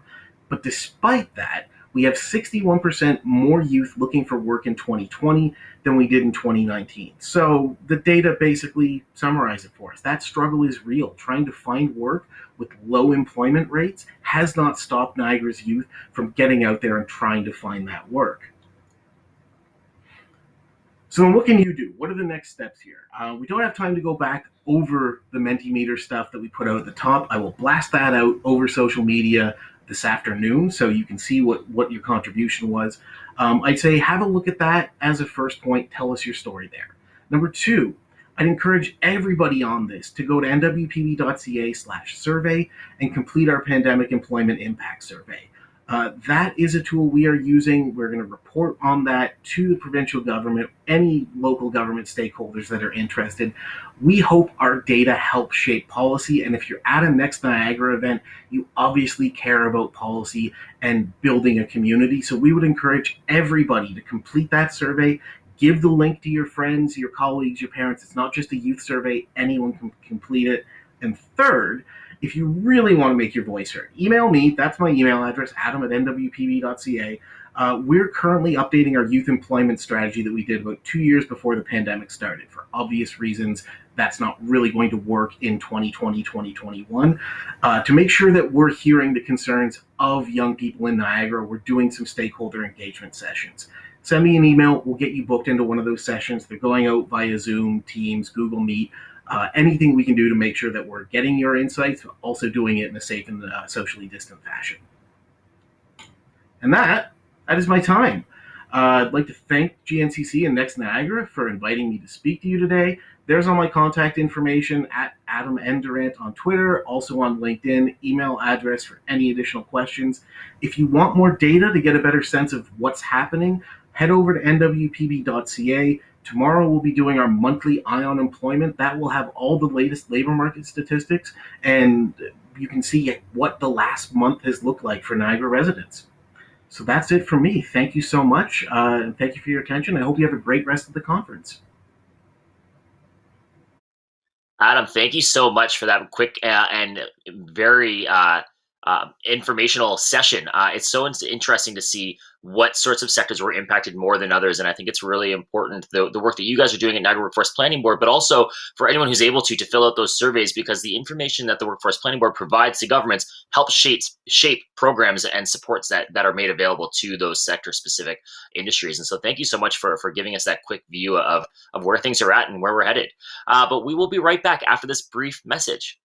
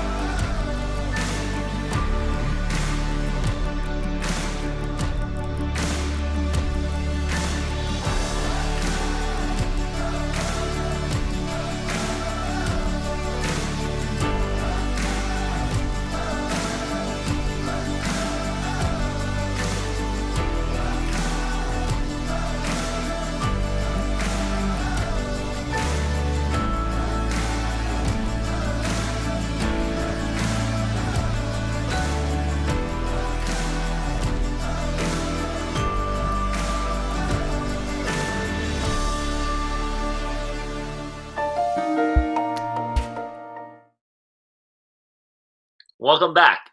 My name is Zach Datson, and I am a member of the Next Niagara Council. It is my distinct pleasure and privilege to be here with you today. I'd like to introduce Ann Hanna, Banking Advisor at RBC. Thank you, Zach. Good afternoon, everyone. What an amazing event so far. I'm Anna Hanna, and I work at RBC as a banking advisor in the Niagara market. I'm also the co-chair of RBC Niagara's Next Gen Employee Resource Group, and we've been partners of the GNCC and Next Niagara for some time now, and I am so incredibly honored to have been asked to take part in this event. First, before I begin in welcoming our second amazing RBC keynote speaker, I just wanted to take the time to thank and congratulate the GNCC on pulling together this amazing event, despite the many obstacles they no doubt had to face with hosting it virtually. For an event of this caliber, without COVID, it is already an incredible feat. So I'd also like to offer special thanks to Savannah, Amy, Danielle, and the planning committee who were the driving force behind today. You guys did an amazing job. I hope you guys enjoyed your breakout sessions prior to coming to the main stage, and I hope you all had a chance to learn something or leave with a takeaway or practical application to improve your wellness, your knowledge, and your health. I thoroughly enjoyed listening to Corey this morning, especially hearing about his humble beginnings and incredible perseverance on his journey to compete in the Olympics. So without further ado, it is my incredible honor to welcome and introduce our second keynote speaker, Teresa Doe. Teresa is responsible for strategy development on the RBC Thought, Leadership, and Economics team with occasional ventures in podcasting, research, and writing.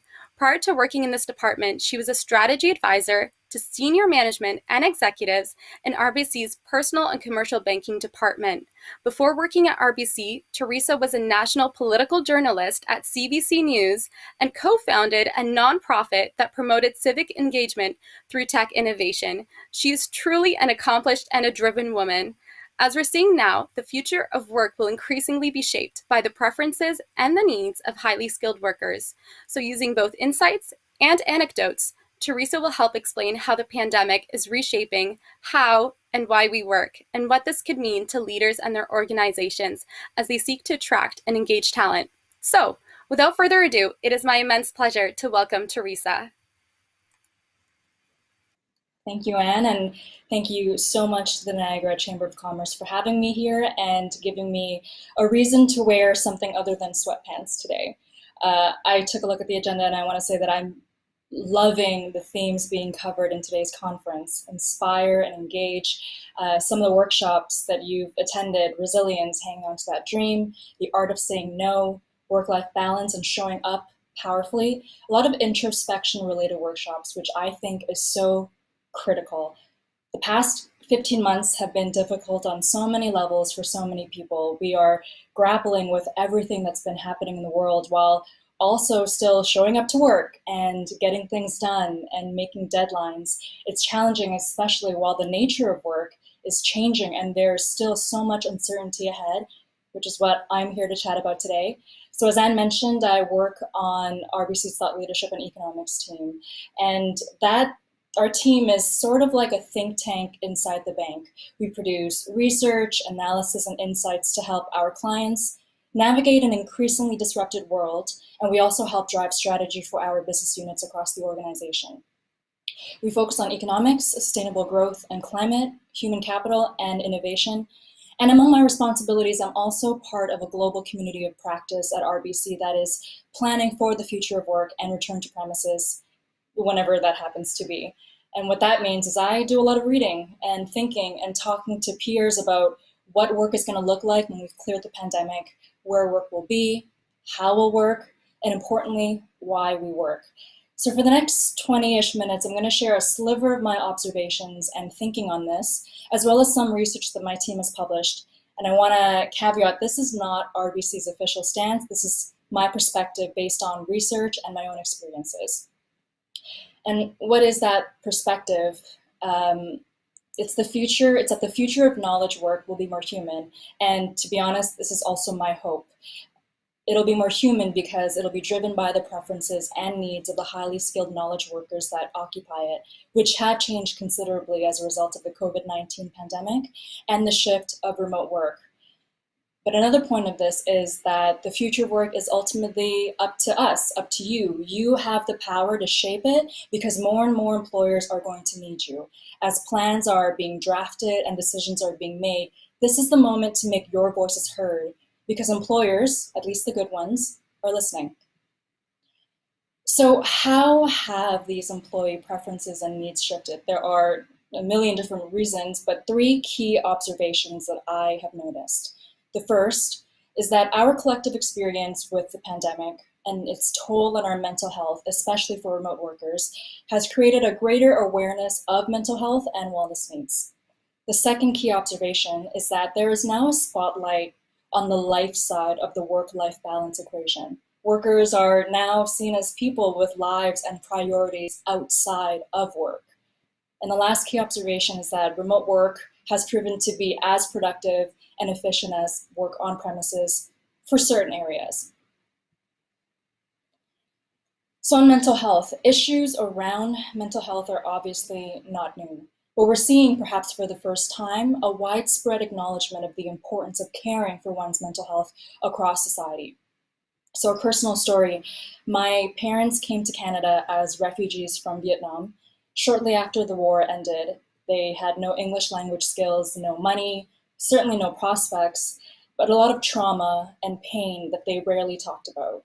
And growing up, they taught me that if I want to succeed, to just put my head down and work hard and don't complain. And that's what they did, even if it had negative effects on their physical and mental health, which again, we never talked about. And anytime my brothers and I would suggest that they see a therapist, it was shut down immediately. But my mom, last year, mid-pandemic, started talking about balance and the need to de-stress the mind for the first time. And she's not the only one. The stats bear this out. The latest Morneau-Chappell Mental Health Index, which measures mental health indicators and compares them to 2019 pre-pandemic figures, revealed that nearly half of Canadians are feeling the need for mental health support because general psychological health has been declining since October 2020. And it plays out in our ability to work. Another survey from ADP Canada and Angus Reid in May revealed that nearly half of remote workers are logging more hours than pre-pandemic times, and nearly half of remote workers are feeling less engaged with their work since the start of the pandemic. And it's because we're languishing. If you've read, there was a big article in the New York Times which made its rounds across the internet. They talk about languishing as the dominant emotion of 2021. And it means it's the void between depression and flourishing. It is the absence of well-being. And this is a problem. According to the sociologist who coined the term, the people that are most likely to experience major depression and anxiety disorders in the next decade aren't the ones with those symptoms today. They're the people who are just merely languishing right now. As I'm sure many of you know, the boundary between work and life has blurred. Video conference meetings like this are providing people with a front row seat into the homes and lives of their coworkers. And if you're a remote worker, think about the times you've heard or had crying babies just appear on your screens, or partners walking casually across the background, or kids making cute cameos, or your dogs barking. And who remembers that video of the Korea expert on BBC News whose kids burst into his room mid-interview and his wife frantically chasing behind them? That video went viral. It made headlines around the world because that was pre-pandemic, and we were collectively shocked at life interrupting work. But today, we don't even blink, and that's pretty incredible. More than half of employed Canadians had indicated that their employer enables them to work a modified schedule when they have to fulfill personal responsibilities during work hours. These are your doctor's appointments, or maybe you're running an errand, or maybe you're running out to get a vaccine, which I did a couple of weeks ago, and I'm very glad I was able to. And this flexibility and empathy has had very positive results. The employers that support their staff with their lives see a 23% increase in the number of their employees reporting better mental health, and also a nearly 20% jump in employers reporting better physical health. And our third observation, which is pretty obvious by now, it's very clear that knowledge workers are as productive and efficient working remotely as they do in the office, again with some caveats which I'll mention. The latest StatsCan working from home study in April revealed that 90% of new workers, so those who began working remotely since the pandemic, reported being at least as productive at home as they were previously at their usual place of work. And productive is defined as being able to accomplish at least as much work per hour. And of that 90%, roughly a third of them actually reported accomplishing more work than before. We also took a look at an analysis of global internet metadata from the Harvard Business School mid-pandemic. It revealed that while on average the number of meetings per person actually went up and the number of attendees per meeting also went up, the time spent in those meetings actually went down by 20% compared to pre-pandemic. So what that tells me is that apparently some of the meetings we were having in the before times could have been an email. Now, there are exceptions to this. Remote work has not been effective for every area of knowledge work. There can be some difficulties with things like initiating new and ambiguous projects. And we've learned, at least I've learned by now, that collaboration is much more effective in person. So why do these observations matter? Why is it crucial for organizations that are looking to attract and retain top talent to amend their approaches and meet these changing employee needs? There's a few different reasons. The first is that highly skilled workers are in short supply across growing sectors. The world's pivot to digital has created a high demand for more digitally rendered services, and it's led to a boom in the tech sector. But companies are struggling to fill their job vacancies because of a shortage in that skilled labor. And actually, it's gone to such an acute place in Quebec that the Ministry of Labor is offering cash incentives to encourage those who are unemployed to find work in high tech. And this includes offering $650 a week in financial assistance across a 3-year period.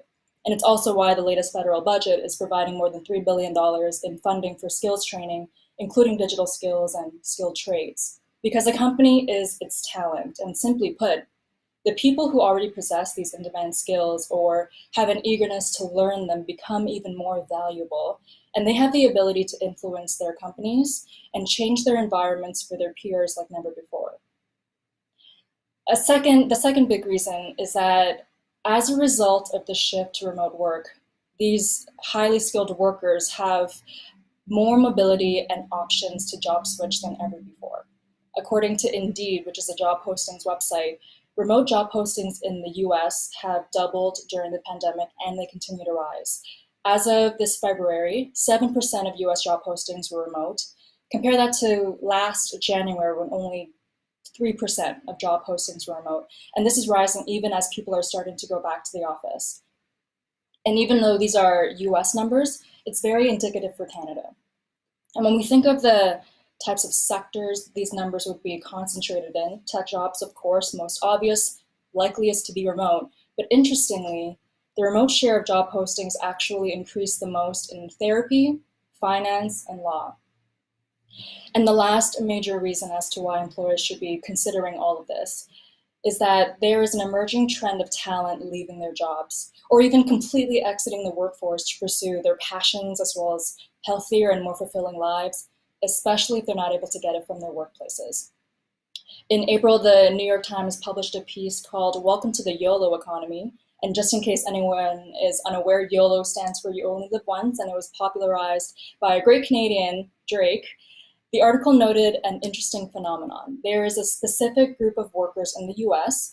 They are your type A, your millennial, your financially secure knowledge workers who have been abandoning cushy and stable jobs to throw caution to the wind. And what does that mean? It means they're starting new businesses, they're transforming their side hustle into a full-time gig, maybe they're working on their books or their screenplay, or they're just taking time for themselves. It's a risk-taking fearlessness driven by burnout after a miserable year and a reevaluation and realignment of life priorities. I actually posted about this on LinkedIn shortly after reading it, and I got a torrent of messages from peers and friends, many of whom actually did quit their jobs during the pandemic. And they shared stories of employers who refused to accommodate them during this very hard time. These were the bosses who kept pushing for really tough and unrealistic sales targets, or the managers who actually said all the right things about balance and the importance of taking time, but then still kept piling work and rigid deadlines on their people's plates. Or these are the managers that are dangling the prospect of a promotion or salary raises, but never actually following through. And the other night, I met up with a friend of mine. He is a photographer and a social media influencer. He had quit his job at an architecture firm last year, shortly before the pandemic, to pursue travel photography and follow his dream of becoming an entrepreneur. And he was driven to it because he hated his job. He was constantly forced to work weekends with no overtime pay.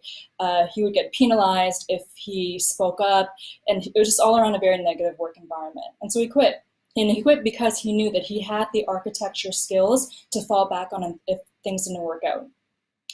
But then, of course, the pandemic hit, and his plan of traveling the world to take photos entirely vanished. But he didn't give up. He tried different ways of making his business work and diversifying into different topic areas. And ultimately, his business went off the ground. And he told me that he is never going back to that 9-to-5 life, because if he was able to make his startup business work during a pandemic, he could accomplish anything. Nothing could get in his way. And I'm sure that you have heard some of these stories yourselves, but I want to say that it's not just anecdotal. According to a Microsoft survey, 40% of workers globally are considering leaving their jobs this year. It's been said that this could be the dominant job trend of 2021, because what the pandemic has done is reveal how companies really value their workforces.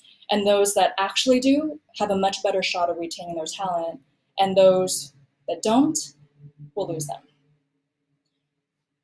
So what does this all mean? How does this affect the future of work? And just like there are a lot of observations that have been made related to things happening now, there are also a million different ripple effects that could take the future of work in any different direction. But I want to focus on 3 implications in particular. One is that we're going to see, and we're already seeing, more hybrid and human-centered approaches to work. Another is that we are seeing a rise, and we could see more of a rise in work-live communities, and I'll talk more about that later. And lastly, human resources and leadership models will need to adjust as we increasingly rely on technology for our jobs. So the first implication, if you've done any reading about the future of work lately, or maybe it's just me, you've probably noticed the word hybrid everywhere, especially as it pertains to knowledge work or the type of work that can be done primarily through a computer. And what you also might have noticed is that there is no one-size-fits-all approach for returning to the office and then onwards into the long term.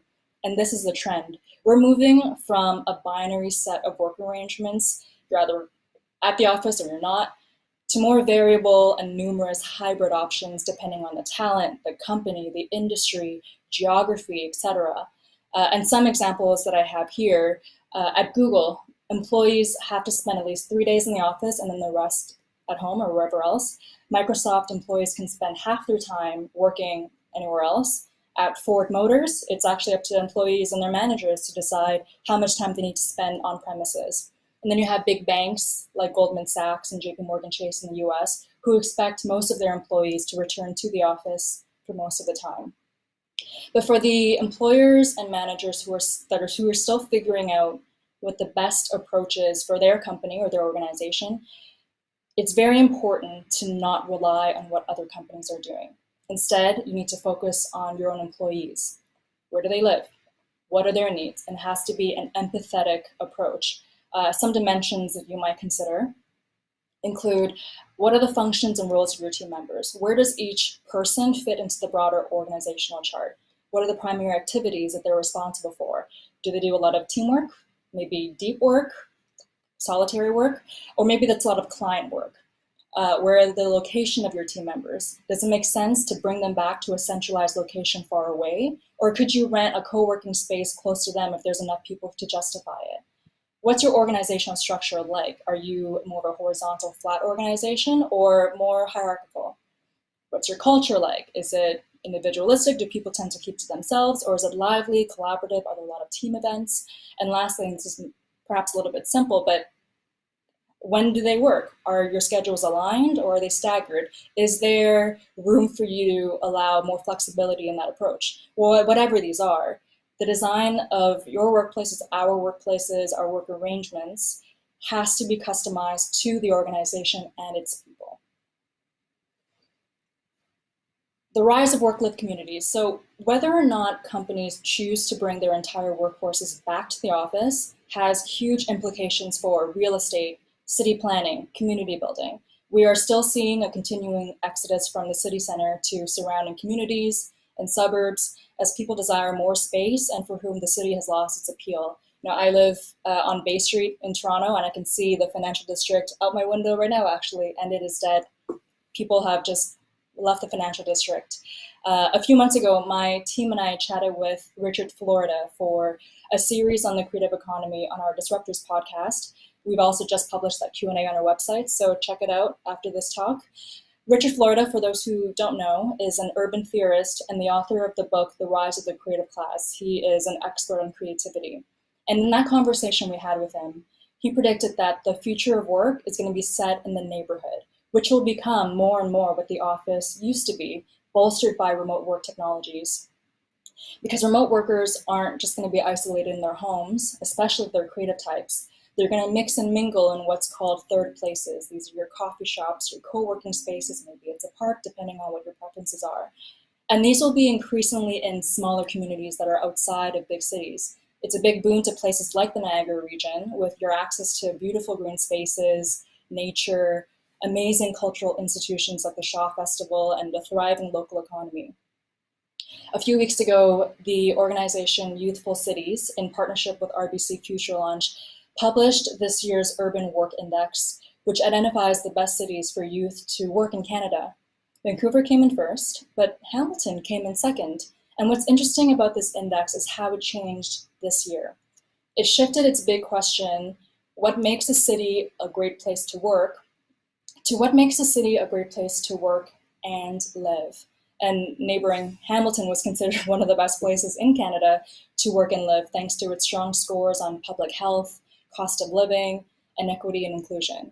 And there's no reason why other municipalities can't strive to achieve the same thing and attract people to their locales, because people are starting to pay attention to the holistic. They're choosing more and more not to sacrifice their life for their work.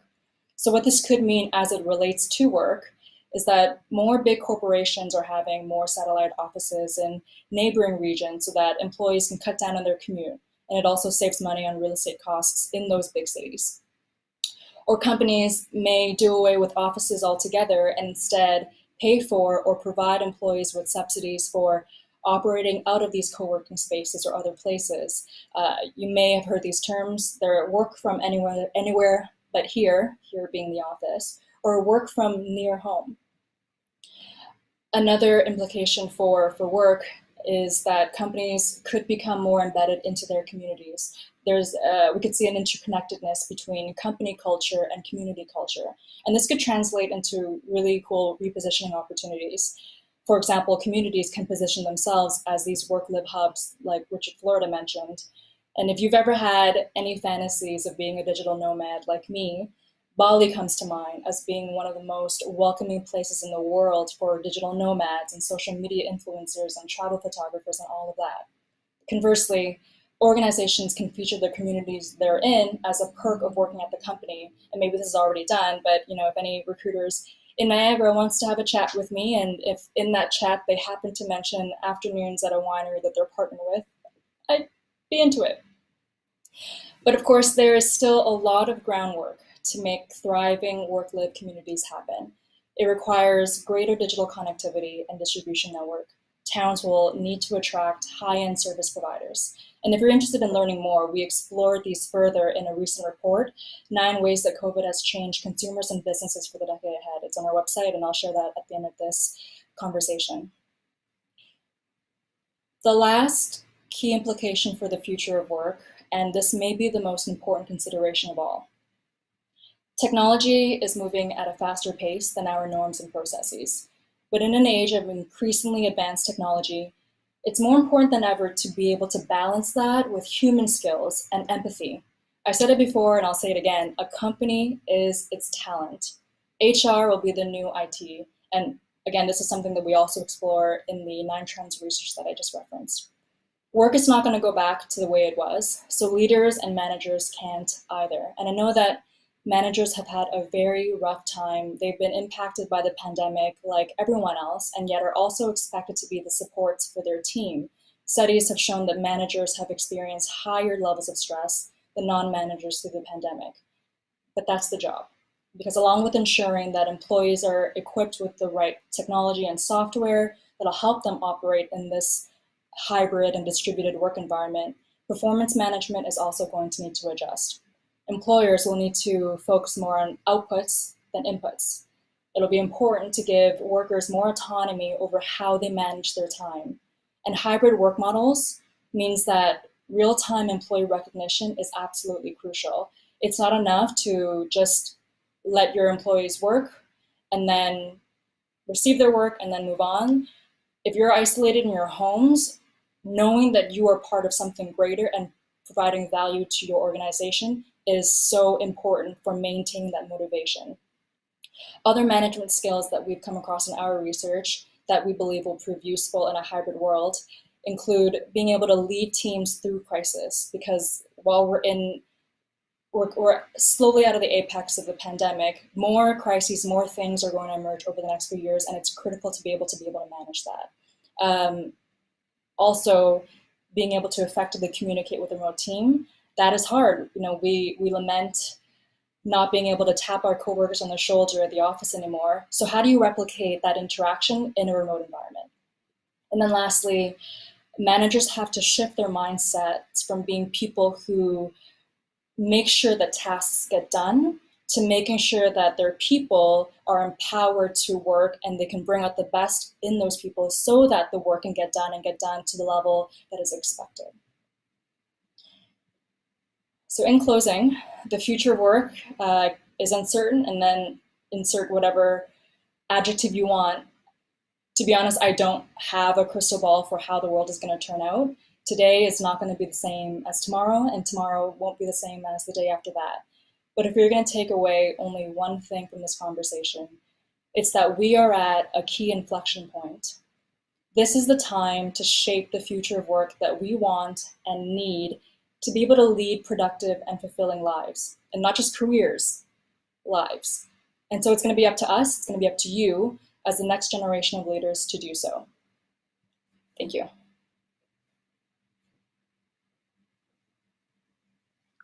Thank you so much, Teresa, for that really interesting presentation. I know I'm sure everyone here today has had those conversations around their workplaces. When we go back to work, what will that look like, and how will our new balances exist? And it was really interesting to hear some of the research that you and your team have been doing, and what the experts are saying about what that shift might look like. I've got a few questions for you, and I'm hoping that we'll be able to pick up and continue that conversation.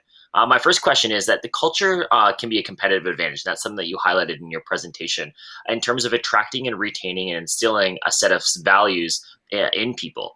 From your personal perspective, do you think it will be harder to foster in a world where people will be interacting in more virtual than physical settings? I think it really depends on the type of person that you're referring to. So I am an extrovert. I'm not sure if I mentioned that during the presentation. I have been having a very difficult time adjusting to being isolated in my own small apartment. And those who are more introverted might really relish the time alone and might really appreciate the opportunity to just focus on their work and not have to deal with the social anxiety of connecting with other people, especially because, some cultures really encourage that, and it's not necessarily always inclusive to people whose personalities might not mix with that. That wasn't a very clear answer, but I do believe that going forward, we're going to move away from virtual. Humans have a deep rooted need to connect with other people, and that the balance between going from virtual to a in-person environment is going to be inclusive of all different types of personalities. Yeah, absolutely. It's something that we talk a lot about in our team, and in terms of being able to connect with one another, and you kind of miss those small interactions that you wouldn't have. It feels like a bigger hurdle to pick up the phone and reach out to someone and have that quick conversations about something. And so I look forward to kind of returning to some sort of workplace to be able to foster that. No, so networking is so critical. That's something we talk a lot about as young professionals, and especially at the start of one's career. How have you managed at the bank to continue to foster networking amongst the staff, and is it harder to do so than in this past year than previously? And do you think that this places young professionals at a disadvantage in terms of building their careers? Yeah, I really empathize for those who are just starting their careers right now in the middle of this pandemic. Networking, as at least as I remember it from the before times, well, it was so varied, right? Like you could run into someone in the elevators and then they would remember like, oh yeah, hi, you exist. We have a personal or friendly relationship. Let's go for coffee, right? It's just these spontaneous interactions that lead to a bit more of a formal, perhaps a mentor-mentee relationship. But now you don't see anybody. And so you have to be much more deliberate with these sorts of interactions. RBC, I'm not sure if this is public, but we have been partnering with 10,000 Coffees, and that has been amazing because you are prompted by this platform to connect with people across the organization. And I've met with a lot of people in some of our regions who I never would have otherwise, even before the pandemic, have met. And having these prompts come up through an automated software, but providing the opportunity to have these real personal moments, even if it's through a computer screen, has been really good. And for those who don't work at RBC and are seeking to network more, it just has to be something that you schedule into your calendar. It has to be something that you put reminders for yourself. I have a friend actually who has a spreadsheet with like dates, and they are an Excel wizard, and they've been able to send reminders to themselves periodically so that they end up having actually 1 or 2 coffee chats per week, which is incredible. And I am very jealous. No, that's so great. I look forward to us all being able to do a little bit of networking later this afternoon at 3:50 during our social hour. So your department spends a lot of time thinking about the key skills that are required in the workplaces of tomorrow. Are there any skills or trends that you see emerging in the post-pandemic world that young professionals should keep an eye on? Yeah, no, this is a great question, and I'm sure it's on a lot of people's minds. The most basic and urgent skills are digital skills. If the assumption that the world is moving towards a more hybrid or virtual space, then being able to understand how to connect VPN or to open a Zoom or whatever type of platform that your company or organization uses. All of those basic tasks are table stakes. Like, you just have to have them moving forward. But beyond these digital skills, a lot of the soft human type of skills that I mentioned earlier are absolutely critical. And these are, your ability to manage your own time, especially if you're not going to be working with a team in person. You are now responsible for taking care of your task and then motivating yourself. So being able to manage that is critical. And it's not just work, it's being able to develop healthy work habits. Knowing when to say no, knowing when to turn off is absolutely critical for you to be able to stay motivated for the things that you have to do. Along with that, emotional management to promote overall workplace well-being. And then something else that we have been looking into that is a little bit separate from the future of work, but is related to being able to thrive in a changing environment. And these are your creative skills and abilities. We're working on a report right now that is going to look at how crises drive creativity and why creativity is going to be the crucial skill that drives the economic recovery. And what do I mean by creative skills or abilities? Those are two different things. It's originality, the ability to come up with unique and novel ideas. It's your ability to have inductive reasoning, fluency of ideas, how many ideas do you come up with, critical thinking, systems analysis and evaluation, and decision making. This basket of skills is going to be what allows companies and organizations to imagine new possibilities and to imagine the possibilities that are going to be valuable to their stakeholders, their consumers, their users. And so this is what we believe very, very strongly is going to be probably more crucial than anything else going forward.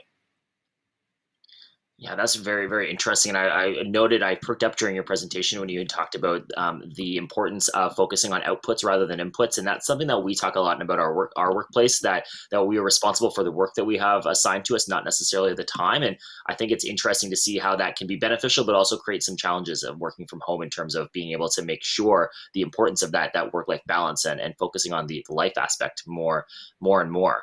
More broadly, your department had recently published a report on 9 trends that are changing the way that we live and earn a living in the post-pandemic world.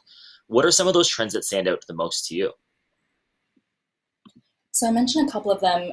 HR will be the new IT is something that I feel very strongly about because it does relate to the relationship that you have with your manager, your leader, which is possibly one of the most relationships you could have at work. But there are 9. There are a lot of them, and I won't go into detail. One, something we call trust will be the new cryptocurrency. I think it's a little bit more of a complex notion to grasp, but basically, businesses are being seen as the most trusted institutions that exist today. Edelman's Trust Barometer has tracked how trust has changed across the economy and in governments and media, in businesses, and businesses are currently winning that trust competition. And I think that is so interesting because we've seen a lot of events happen over the last year. The death of George Floyd and the boiling point of racial tensions in the United States and of course in Canada as well, the news that happened out of Kamloops last week, violence against Asian Americans and Asian Canadians. There's a lot of social grief that's happening, and the businesses that are able to project the values that society cares about, that their employees and their customers care about, will be the ones who succeed. And as a former journalist, my heart breaks a little bit to know that trust in media is going down, but there has to be organizations that fill a vacuum and do the right thing for society. And so I think that is one of the most interesting trends that we're seeing, and it'll have really incredible impacts across the economy for years to come. You had started your presentation talking about the importance of acknowledging and taking care of our mental health. Can you talk to us a little bit more about how that has shifted now that we are all working remotely, and what sorts of skills or tools that we should keep in mind in terms of making sure that our workplaces are responding to our mental health needs? That is an excellent question. I don't have I don't know if I have the right answer for this, because I honestly have been struggling with my mental health too over these last several months. But what it comes down to is being able to balance your work and your life. And by that, I mean, if you have to know where your stresses are coming from. Is it the amount of work that you have?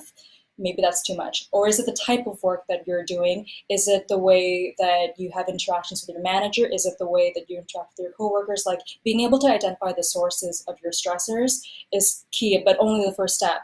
And once you've identified what that is, you need to be able to build the boundaries around what is okay for you and what is not okay, and then communicate that in a respectful way to your leaders. Because I've had a lot of conversations with people who know that, like, oh, I can't work weekends, but I'm afraid to say no to my manager. I'm afraid to not do it because I'm afraid I'll be seen as someone who doesn't work hard or who's not going to be a good team player. But you'd be surprised by how empathetic leaders are. And again, at least the good ones. If you express, hey, I'm going through a rough time, and is it okay if I push the deadline for this one thing back a week? Like, would that be a problem? More often than not, then your leader's going to understand and you're going to be able to make it work for you. Another thing too is being able to prioritize. So maybe you do have a lot of work, but if you're able to say, hey, I'll focus on these 3 things this week, this is how long I think it'll take me to get them done. And then you can, again, communication is so key in all of this. You might see a way forward. And aside from being able to manage your workload, other more band-aid things I might say, make sure you go for a walk. I have learned since last year to block an hour in my calendar in the afternoon, because I know that's when my energy dips the most, to go on a walk for about 45 minutes with my partner. And it's our time to catch up on things that are not work. And that is a big, big, big boon to my mental health. And so things like that, making sure you get in some time to meditate or to do a quick yoga session, or just sit in your chair and breathe. You don't even have to meditate. Just take a couple of breaths, separate yourself from the work and what causes you anxiety. Those are small things, but they go a long way. I think those are such great specific examples, Teresa. Thank you so much for highlighting them. I know often we talk about the need to address mental health, but those are really, really good examples of specific things that we can do. Here in the Niagara region, one of the things that we've been talking a lot about is the exodus from city centers like Toronto into smaller communities. And we've seen that obviously has played a large role in our own housing market. Can you talk to us a little bit about that kind of disconnect of working in city centers and what that might look like in the future? Oh yeah, so it remains to be seen how long this trend is going to last, if it's permanent.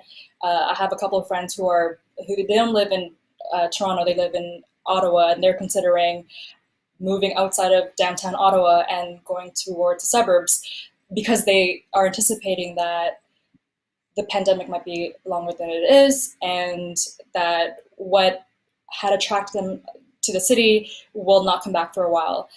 So we don't know. We don't know how long this massive change is going to last. But I do believe that in response to this exodus of people from the city centers, smaller communities, including the Niagara region or Collingwood or wherever, are responding. I think I'm seeing smaller businesses pop up. I'd go up to the Collingwood area, the Simcoe area. Every now and then we have family who live up there, and I'm seeing more cannabis shops pop up, although that might be a different trend.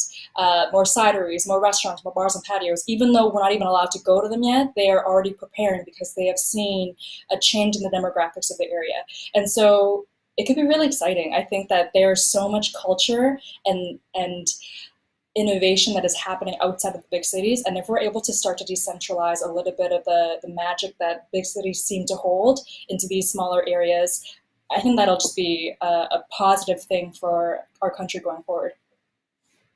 Yeah, I'm so interested in what you had said earlier about the of neighborhoods and people really starting to spend their time thinking about the world that they live in, specifically around them. And that's something I think that we are very proud of here in Niagara in terms of our specific interests in our own communities and the way that we get to interact with them and participate. Teresa, I want to thank you so much for your time today. We would really like to thank RBC for their partnership on today's event. We were very excited as Next Niagara to be able to put this day together, and we're so excited to see your participation and everyone from RBC joining us today as we and launch our very first conference specifically geared towards young professionals. So thank you so much for that partnership, and we very much look forward to everyone's afternoon and the breakout sessions that are still to come. And we very much look forward to seeing everyone at the social hour at 3:50 this afternoon. So until then, thank you so much, everyone. And again, thank you very much to Teresa Doe for that really interesting presentation.